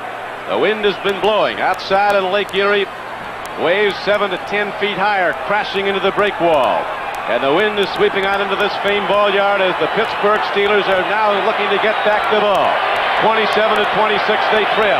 Cleveland with second down and a long 9. Greg Pruitt and Calvin Hill, a pass catcher in. The throw is to Hill. He dropped the ball. We have 4:11 left to go in the game. Calvin Hill had it and lost it. Now let's go back to New York to NFL 80 and Brian Gembel for an update. Brian? Thank you, Don Cricky. The Denver Broncos are playing in the Meadowlands against the Giants, trying to just run off the clock on a 14-9 lead. If they can hang on, Broncos will move to the 500 level at 4-4, and the Giants will have lost their 7th in a row. Let's go back to Don Cricky in Cleveland. And the story here is a difficult one for Coach Chuck Noll as he paces the sidelines. His world champions beaten in their last 2 games at home, something they'd not done. Lost 2 in a row at home since '71. Now they're with their arch rivals, the Browns, locked up on a bitter cold day with the wind blowing, and the Browns in the lead and with the ball. 3rd down and 9. Sight throws, it's tipped. And now the Steelers will get it back on a punt as the Pittsburgh defense comes up big on 3 consecutive downs. And the return unit goes out, and the punter, Johnny Evans, goes out for the Cleveland Browns with 4:05 to go. And if ever Jerry Sullivan needs to get that ball back into Evans' hands, it couldn't be more opportune than now. One time today they couldn't get a punt off because the ball bounced back to Evans. Evans is standing at his 36-yard line. T-Bell is back alone for the Steelers. They've got 11 men coming. Now they set up a return. Oh, he unloaded on that one. Bell lets it hop. Just got into the end zone. Oof. Comes out to the 20. A couple of guys are knocking each other down out there after the play. Whatever's fair. 3:53 left to go. Don, it looks as if there's a flag down there on about the 21-yard line, but I guess it's not.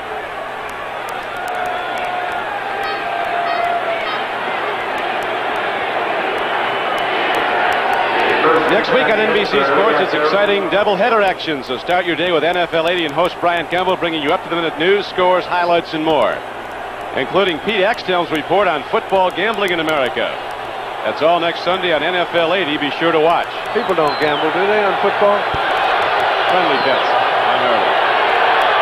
Here's a swing pass to Rocky Blyer.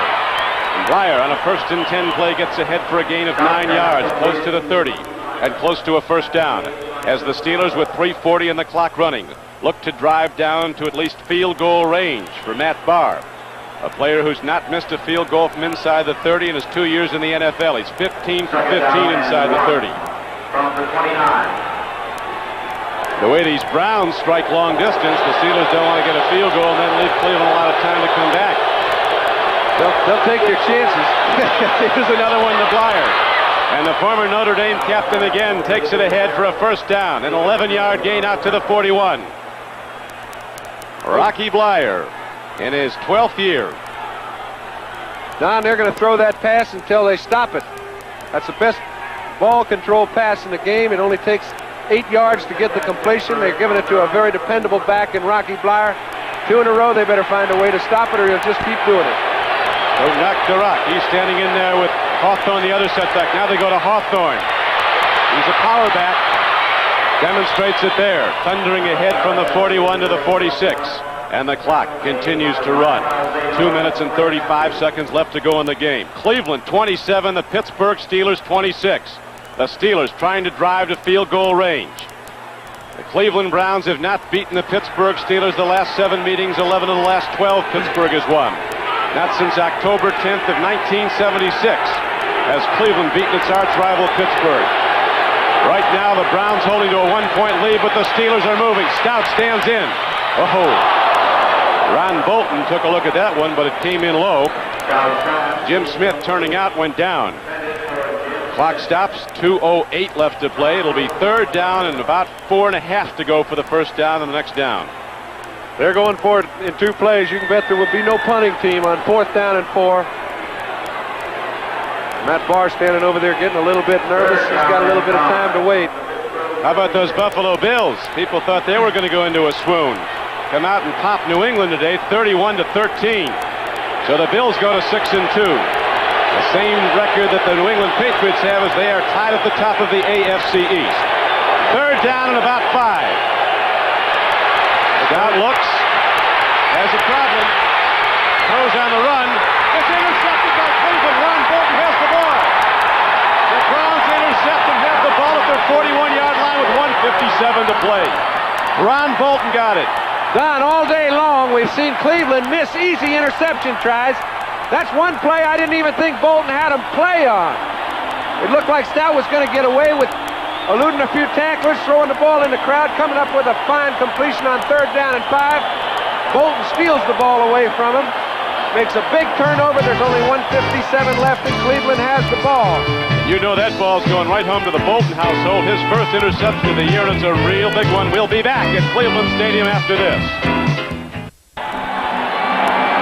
Back at Cleveland, Ron Bolton just delivered the big interception that might have KO'd the Steelers in this game, but we still have 1:57 to go. Here it is again, John. Well, Don, we mentioned so many times they've dropped perfect opportunities. It didn't even look to me like he had a play on the ball. I didn't see Bolton. I do not think Stout saw him either. It's a bad break at the wrong time for Pittsburgh, but it's a godsend for Cleveland. We needed that one. Well, we have a moment. We'd like to thank, for their help in the booth, John Betskill, Matt Miller of the Cleveland Browns, our good old statistician, Joe Costanza, and Frank Fletcher. It's 1st and 10 Cleveland. They're finally going to go to the run. And Greg Pruitt's going to do something with it. Here's a penalty marker coming in. Stops the clock with 1:52 left to play in the game. And that penalty means more because it stopped the clock than it does the 10 yards. There's still 1:52 left. Pittsburgh still has 3 timeouts. If they can keep Cleveland from making a first down, they'll have over 1.5 minutes to get the ball down the field. The quarterback numbers, John. Ryan Sipe, 27 of 45 for 339 yards and 4 touchdowns. Cliff Stout, 17 of 36. Tipping on number 54 of the offense. It will be refused. 2nd down. So the penalty against DeLeon is refused by the Pittsburgh Steelers. They'll take the down. It'll be 2nd down and 10. 2nd down and 9. It still stops the clock. That's...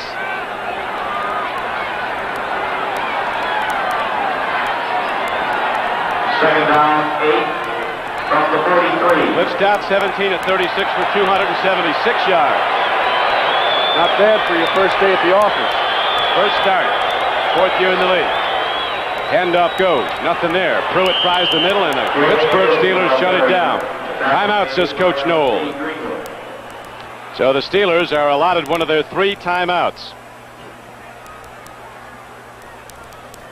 Cleveland wins it. They'll be up 5-3. Pittsburgh will drop to 4-4. Houston and Cincinnati are locking up today. That'll be interesting. This Cincinnati's going to beat some teams before they're done. Well, they've just beaten some teams. That's They beat the best team twice. Shut out the Vikings last week. Remember, that's speculation. This yes, isn't over. sir. This baby has a lot of time. It's last 2 minutes of a ball game when it's this close or seem like an eternity.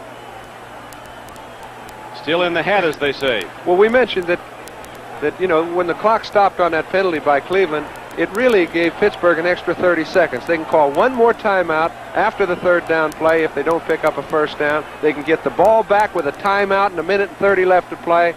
Any team that puts on any kind of drive, that's plenty of time to get them in field goal position. So I wouldn't be surprised to see Cleveland put that baby in the air. I would. Well, we're going to find out in about 5 seconds as they come out of the huddle. 3rd down and 7 coming up for the Cleveland Browns. Ball just short of their 45-yard line. They lead this game by 1 point. 27-26. 1:46 to play. They're sending the group. Ryan Sipe stands in, lets her go. He's got a man. The ball is complete for a first down. Willis Adams, who hadn't done a whole lot, does something real big right here. His first reception of the day. There are penalty markers down, however.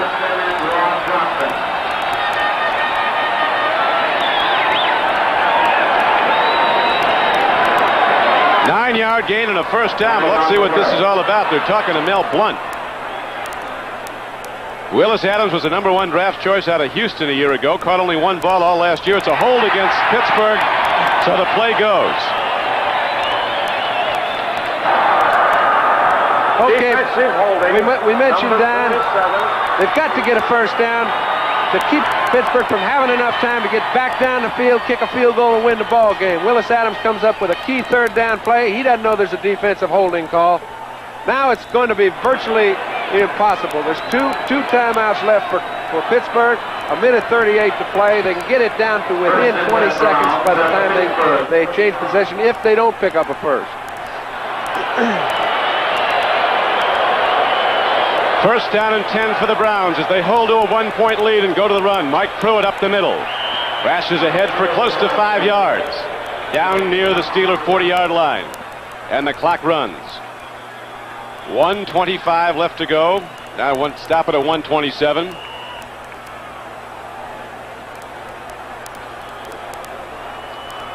Timeout is called by the Steelers. They've taken 2 of those now. They have but 1 remaining. They need to get the ball back, get the big gainers, get in field goal range. Right now, Cleveland is in command.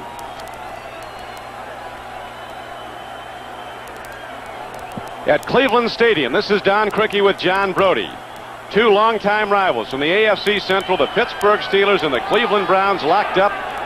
And what the bill before the game is a fight to the finish. They don't like each other. They play great football games. We've had one today, and the Browns are holding to a 1-point lead, 27-26. John? Don, most of the players on the Cleveland roster have never beaten Pittsburgh. I wouldn't like them too well either. You know, they've been beaten 7 times in a row by them. It's a chance for them to get their first taste of victory against their arch rival. Of course, there are a lot of people that haven't beaten Pittsburgh too often. Mel Blount was the man called for holding. Mike Pruitt hits 81 yards and 16 rushes for Cleveland. It's second down and 5 now for the Browns. 1:27 left to play. Pruitt up the middle, didn't get there. The third down at about 2. But again, the clock winds down. Tackle made by Steve Burnett.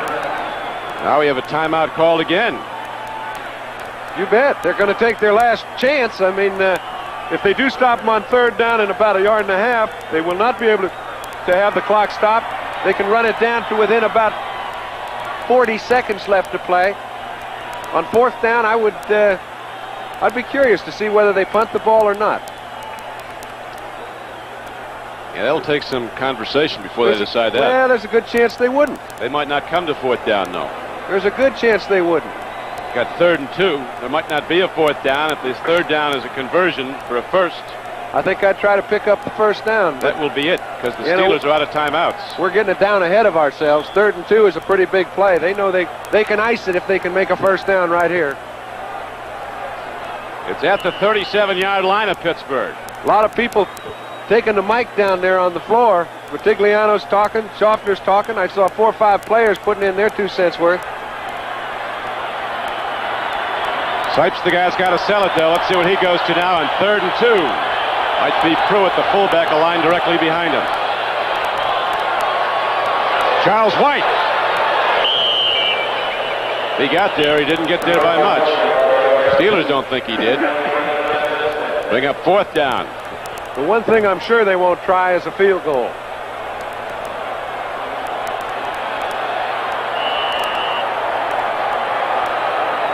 Sam Rutigliano and his Browns 53 seconds away from beating the Pittsburgh Steelers, something they've not done under Rutigliano's tenure at Cleveland. He's 0-4 against Pittsburgh. Chuck Noll, a native of Cleveland who played with the Browns, across the way is world champions, possibly on the way to a 3rd consecutive loss. 4th down and inches. The Browns are ready to punt the ball. Now the official apparently step in and call an official timeout with 37 seconds left. Well, you can tell. Look, there's 37 seconds left, but when they started that clock, there was only 1 minute left. So they've only run 23 seconds off the clock. You saw a lot of Steelers complaining, but you're allowed 30. I think the Browns have a claim.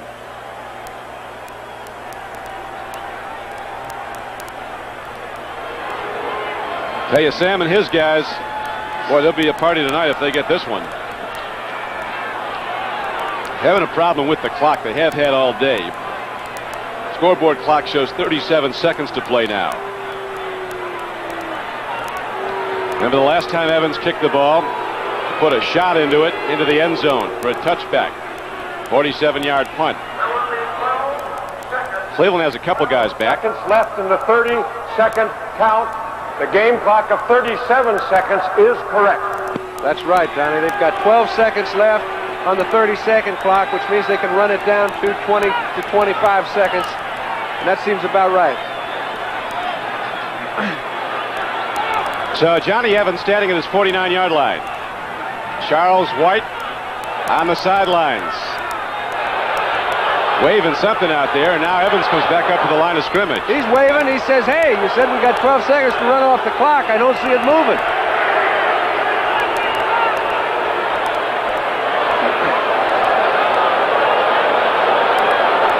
They're just going to wait for a delay of game penalty. They're going to take the 5 yards, but they want the 12 seconds off. I have a little problem getting on the same page here now.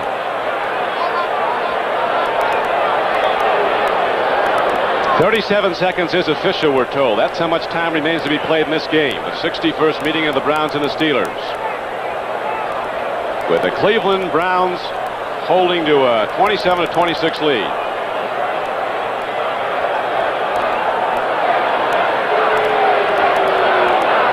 They're going to run it off.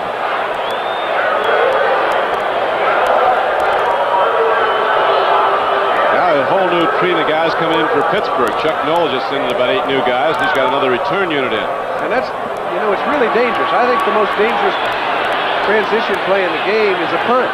I wouldn't be surprised. Well, I don't know. They got some guys that can block it, like Dwayne Rudda coming from the left flank.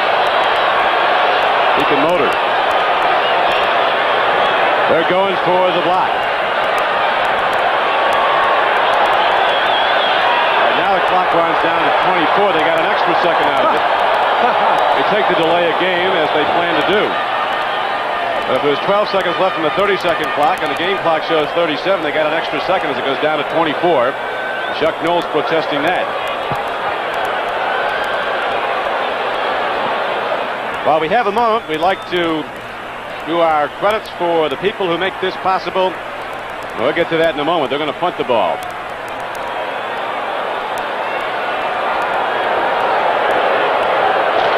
Hard snap. Hard kick. Line drive. T. Bell takes it on the run at the 11. Gets out of bounds with 16 seconds to play. The executive producer of NBC Sports is Don Ohlmeyer. The coordinating producer of football is Ted Nathanson. The telecast of today's game has been produced by Larry Cirillo, directed by John Gonzalez. Technical director Steve Semino, associate director Gene Waldstein, production associate Rick Stern. Don, can I bring a point up? Please do. There are exactly the same amount of seconds left in this ball game as there were last week when Cleveland throws a 46-yarder for a touchdown to win the ball game. So if Pittsburgh can grab 46, 48, 50 yards, they've got a chance to kick a field goal and win. The ball game is still not over. Well, they're sure going to be trying. Stout stands in, looks long. He gets away. He throws. It's intercepted by Bolton. He's going to run it in for a touchdown. Ron Bolton, touchdown, Cleveland. Now it's over. What an ending. Bolton's got 2 balls he's bringing home today.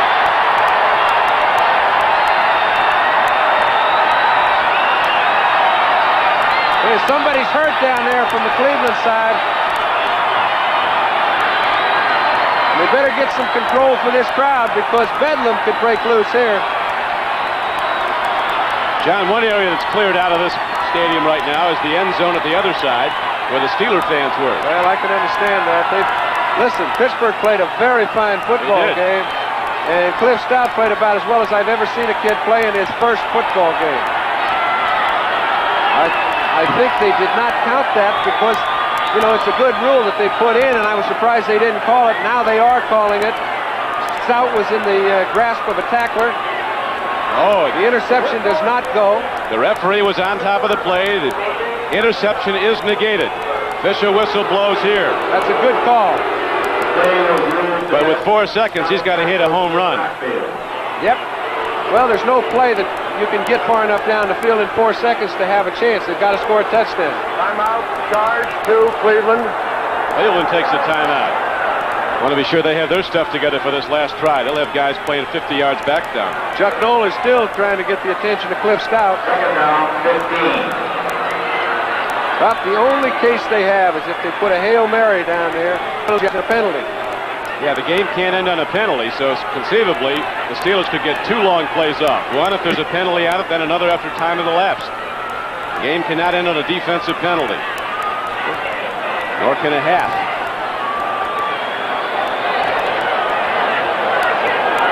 Four seconds left. The wind has subsided somewhat. Flag is down now. It's been swirling. I'm not sure some of the Browns feel that this game can ever end.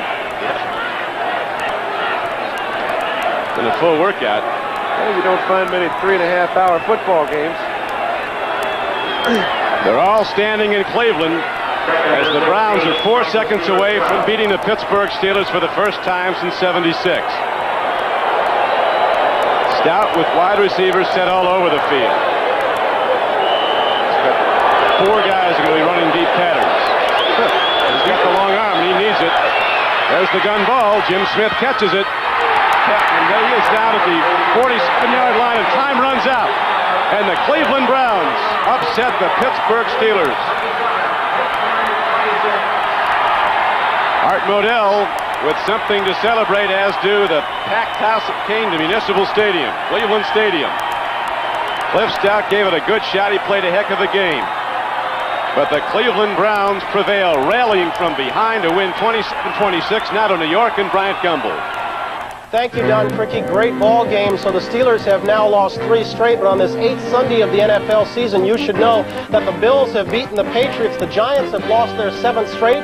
The Saints have moved to an 0-8 mark after 8 weeks, and the Falcons have upset the Rams. We'll get to the scores and the highlights of Week 8 in the Budweiser NFL Report following these messages from your local station. AFC East by coming from behind to beat the New England Patriots 31-13. We've got scores and highlights in the Budweiser NFL Report, brought to you by Budweiser. For all you do, this Bud's for you.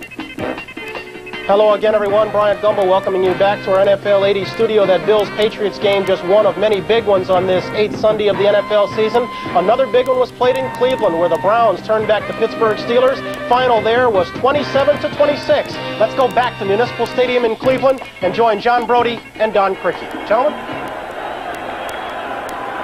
Don Criqui with John Brody back at Cleveland, Ohio, where the upset has been made by the Cleveland Browns, and the man of the hour is Brian Sipe, quarterback for Cleveland. Brian, congratulations on a great day. I know this has got to be one of the happiest of your career. I just really can't express what the feelings are that the whole team has right now. And in case all you hadn't noticed, this whole town, it's just, this is worth $1 million to all of us. I just hope that we can continue on from here, play championship ball, because we're feeling like champions right now. You should. What about your shoulder, Brian? You look to be pretty seriously banged up, but you came right back. Well, I got what we call a stinger in this business. I landed on my shoulder and stretched a nerve in my neck. I lost the feeling in my right side, but it came back very quickly. Brian, I've got to ask you, you know, you've thrown for over 300 yards 2 weeks in a row. It looks like you've been the personality of the Cleveland Browns. How does it feel to be on top of Pittsburgh one time rather than trying to chase them through the park? Well, I'll tell you what, don't ask me why we've been so successful offensively against Pittsburgh. I think it's just sheer determination. But the feeling here is just electric. It's not just me, everybody in this stadium. I just really can't tell you guys what this means to us. It's been a long time coming, and I feel like enjoying it. Well, the particularly admirable part of it, Brian, was the way your team came from behind. That must have been awfully discouraging when your substitute, Paul McDonald, went in, missed the snap, and it looked like you were going to take it in, but then you still rallied back and won. Well, that's right. We were knocking on the door all day long, and needless to say, this would have been a hard defeat to swallow if we hadn't won it, because we certainly had our opportunities. I think we were just a little over-anxious in situations. Paul comes in there. We all have to pick up the slack. It wasn't really Paul's fault. Just he hasn't had a chance to play it all this year. But I knew at that point in the game that we're going to be down close to the goal line a few more times. All we had to do is get it across, and the whole team's going to respond. Brian, thank you. You better get in the locker room. There's probably a pretty good party going on there, pal. That's right. I plan on having some fun tonight. Town is yours. That is the story. The Cleveland Browns prevail over the Pittsburgh Steelers for the first time since '76. The winning coach, Sam Ratigliano, the final score 27-26, Cleveland. Now for John Brody, this is Don Criqui. Glad you could be with us as we go back to Bryant Gumbel at NFL 80 in New York. Bryant? Thank you, Don. That the Steelers were able to stay within 1 point of Cleveland is a tribute to their depth, because they went into this ball game without all the familiar names, without Bradshaw, Harris, Stallworth, Swan, Lambert, you name them, they were missing. Still, they carved out a 10-0 lead early in the ball game before Brian Sipes started getting his act together. He threaded the needle here and found the ancient running back Calvin Hill to move the Browns close to within 10-7. But Cliff Stout, directing the offense all day long, found a capable runner in Greg Hawthorne, and he took it in from 2 yards out. He gave them a 20-7 lead, and it was his second touchdown of the day.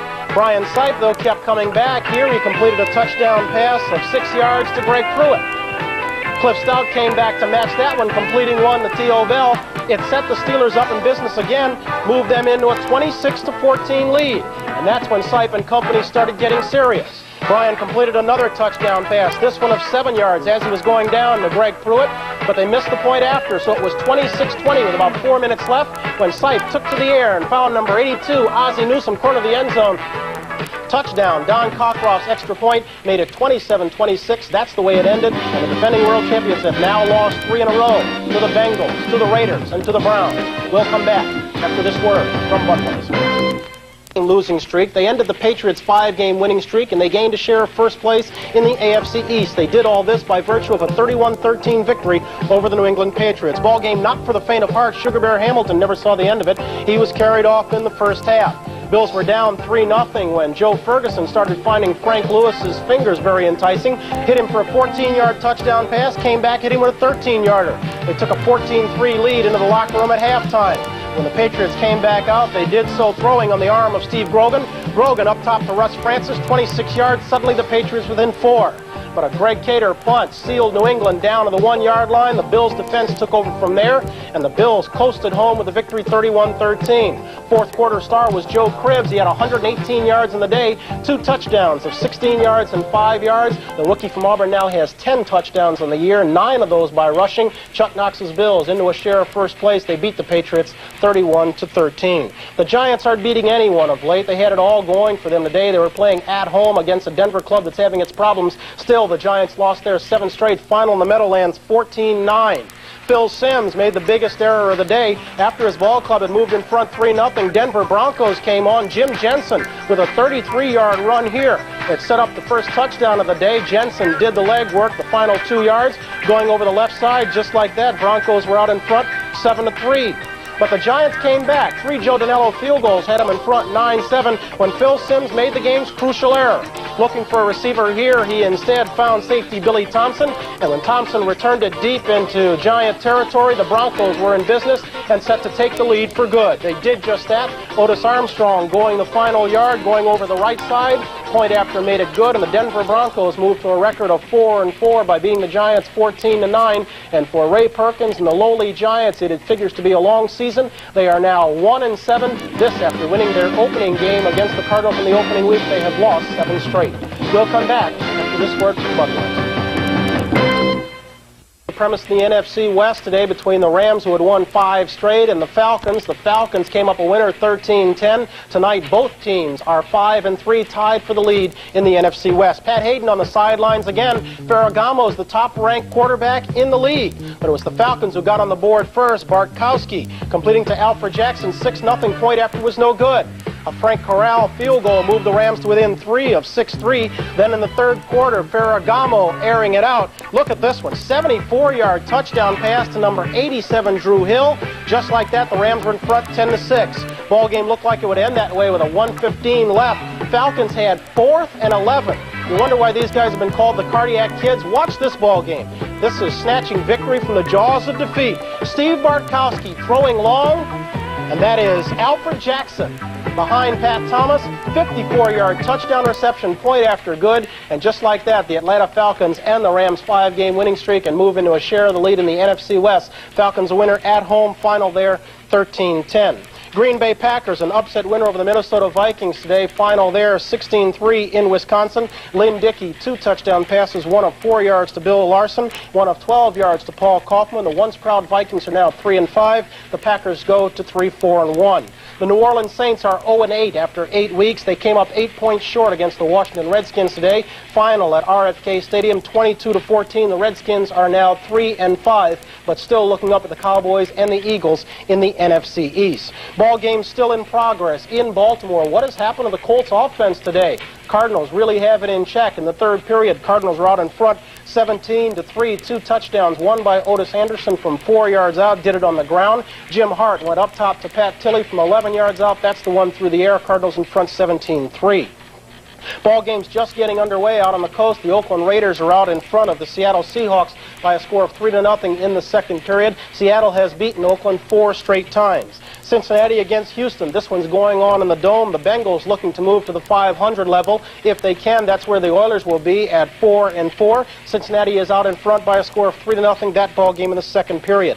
Kansas City out in front of Detroit 3-0. The Lions have lost 2 in a row after a 5-0 start. Chicago and Philadelphia. It's a rematch of 2 playoff teams last year. That ball game is scoreless at Veterans Stadium in Philadelphia in the first, and Tampa Bay and San Francisco all tied at 7. That ball game on the coast in the first. We'll come back after a word from Bud. Time has run out on our efforts for Week 8. Hope you'll come back and join us next week as we start the second half of the NFL's regular season. Still a big night ahead on NBC at 7 o'clock Eastern Time. Bad Guys versus Good Guys and Disney's Greatest Villains. That followed by Sophia Loren starring in her own story. It's the TV movie event of the season coming tonight on NBC. This has been the Budweiser NFL Report, brought to you by Budweiser. For all you do, this Bud's for you. The executive producer of NFL 80 is Don Ohlmeyer. Today's show was produced by David Stern and directed by Bob Levy. Our technical director was Sal Nagita. Associate producer David Neal. Associate directors Mary Buda, John Filippelli, and Brian Orentrack. Don't forget, next Sunday, exciting doubleheader action on NBC. You'll see the San Diego Chargers take on the Cincinnati Bengals, and the Oilers battle the Denver Broncos, plus other regional games. Check your local listings for the game and time in your area. Tonight, it's Bad Guys versus Good Guys and Disney's Greatest Villains, and Sophia Loren and her own story. All tonight, starting at 7 o'clock Eastern Time. For now, Bryant Gumbel saying thanks for joining us. Good night. This has been a presentation of NBC Sports. We're proud to bring you the best in sports television. Kathy Adams. I'm Dave Buckle. Thanks for being with us tonight in Super City on this Super Sunday as we head into a super week on the tails of the Browns' win over the Steelers before a full house at the stadium. Next up, of course, Tuesday's presidential debate that again puts Cleveland in the national spotlight. And at News Center 8, we launch a super series on how you can still be a winner in this tough economy. First, though, the Browns getting the adrenaline going, and John, I've just about run out of superlatives. Try the word exasperating, or it was a dramatic win this afternoon, and the Browns deserve all the credit for picking up the victory today. They showed a lot of heart this afternoon, throwing caution to the wind, and boy, it was windy down at the stadium. We froze, you-know-what off, 65,000 out of 80, loving this catch here. Sipe was outstanding as he hits Ozzie Newsome for the game-winning TD. It gave the Browns a come-from-behind 27-26 win over the Steelers. The last win 4 years ago, and Ron Bolton put the icing on the cake with that interception off Cliff Stout of Oberlin. Just a great win for Cleveland, and we'll give you the whole story later on in the sports. Thanks, John. The sweet victory over the Pittsburgh Steelers at the stadium certainly gave Browns fans plenty to be excited about. These fans traveling home after the game were excited because they watched the Browns beat a world championship team, knocking the Steelers down a peg, winning the Turnpike rivalry. But the hometown fans had plenty of competition earlier, as we learned from News Center 8's Gary Stromberg. The Browns-Steelers game is the biggest game of the year. It attracts 65,000 Browns fans and 15,000 Steelers fans, and it's easy to tell the difference between the two. Browns fans are sophisticated, well-mannered, and behaved. Steelers fans are, for the most part, animals. Before the game, Browns fans sip champagne out of silver goblets. Steelers fans guzzle Iron City beer out of the bottle. Browns fans are literate. The Browns are the far superior team and without doubt should come out victorious. Steelers fans use improper English and tend to get overexcited. Oh, you know that, the Steelers. I got this railroad hat on because we're going to take them out on those tracks right out there. Railroad them out of time. Browns fans stay warm by wrapping themselves in luxurious mink. Despite a chill factor of 16, Steelers fans run around in T-shirts. Browns fans are attractive. Steelers fans are not attractive. Browns fans are enthusiastic and down to earth. Steelers fans are conceited and obviously have big heads. Actually, there are no class differences between Browns fans and Steelers fans. The only important thing is that the Browns outclassed the Steelers on the playing field today. That was the greatest game I've ever seen in my life. They finally beat them. Cleveland's winning spirit will carry on beyond today's game. Wayne Dawson has that story.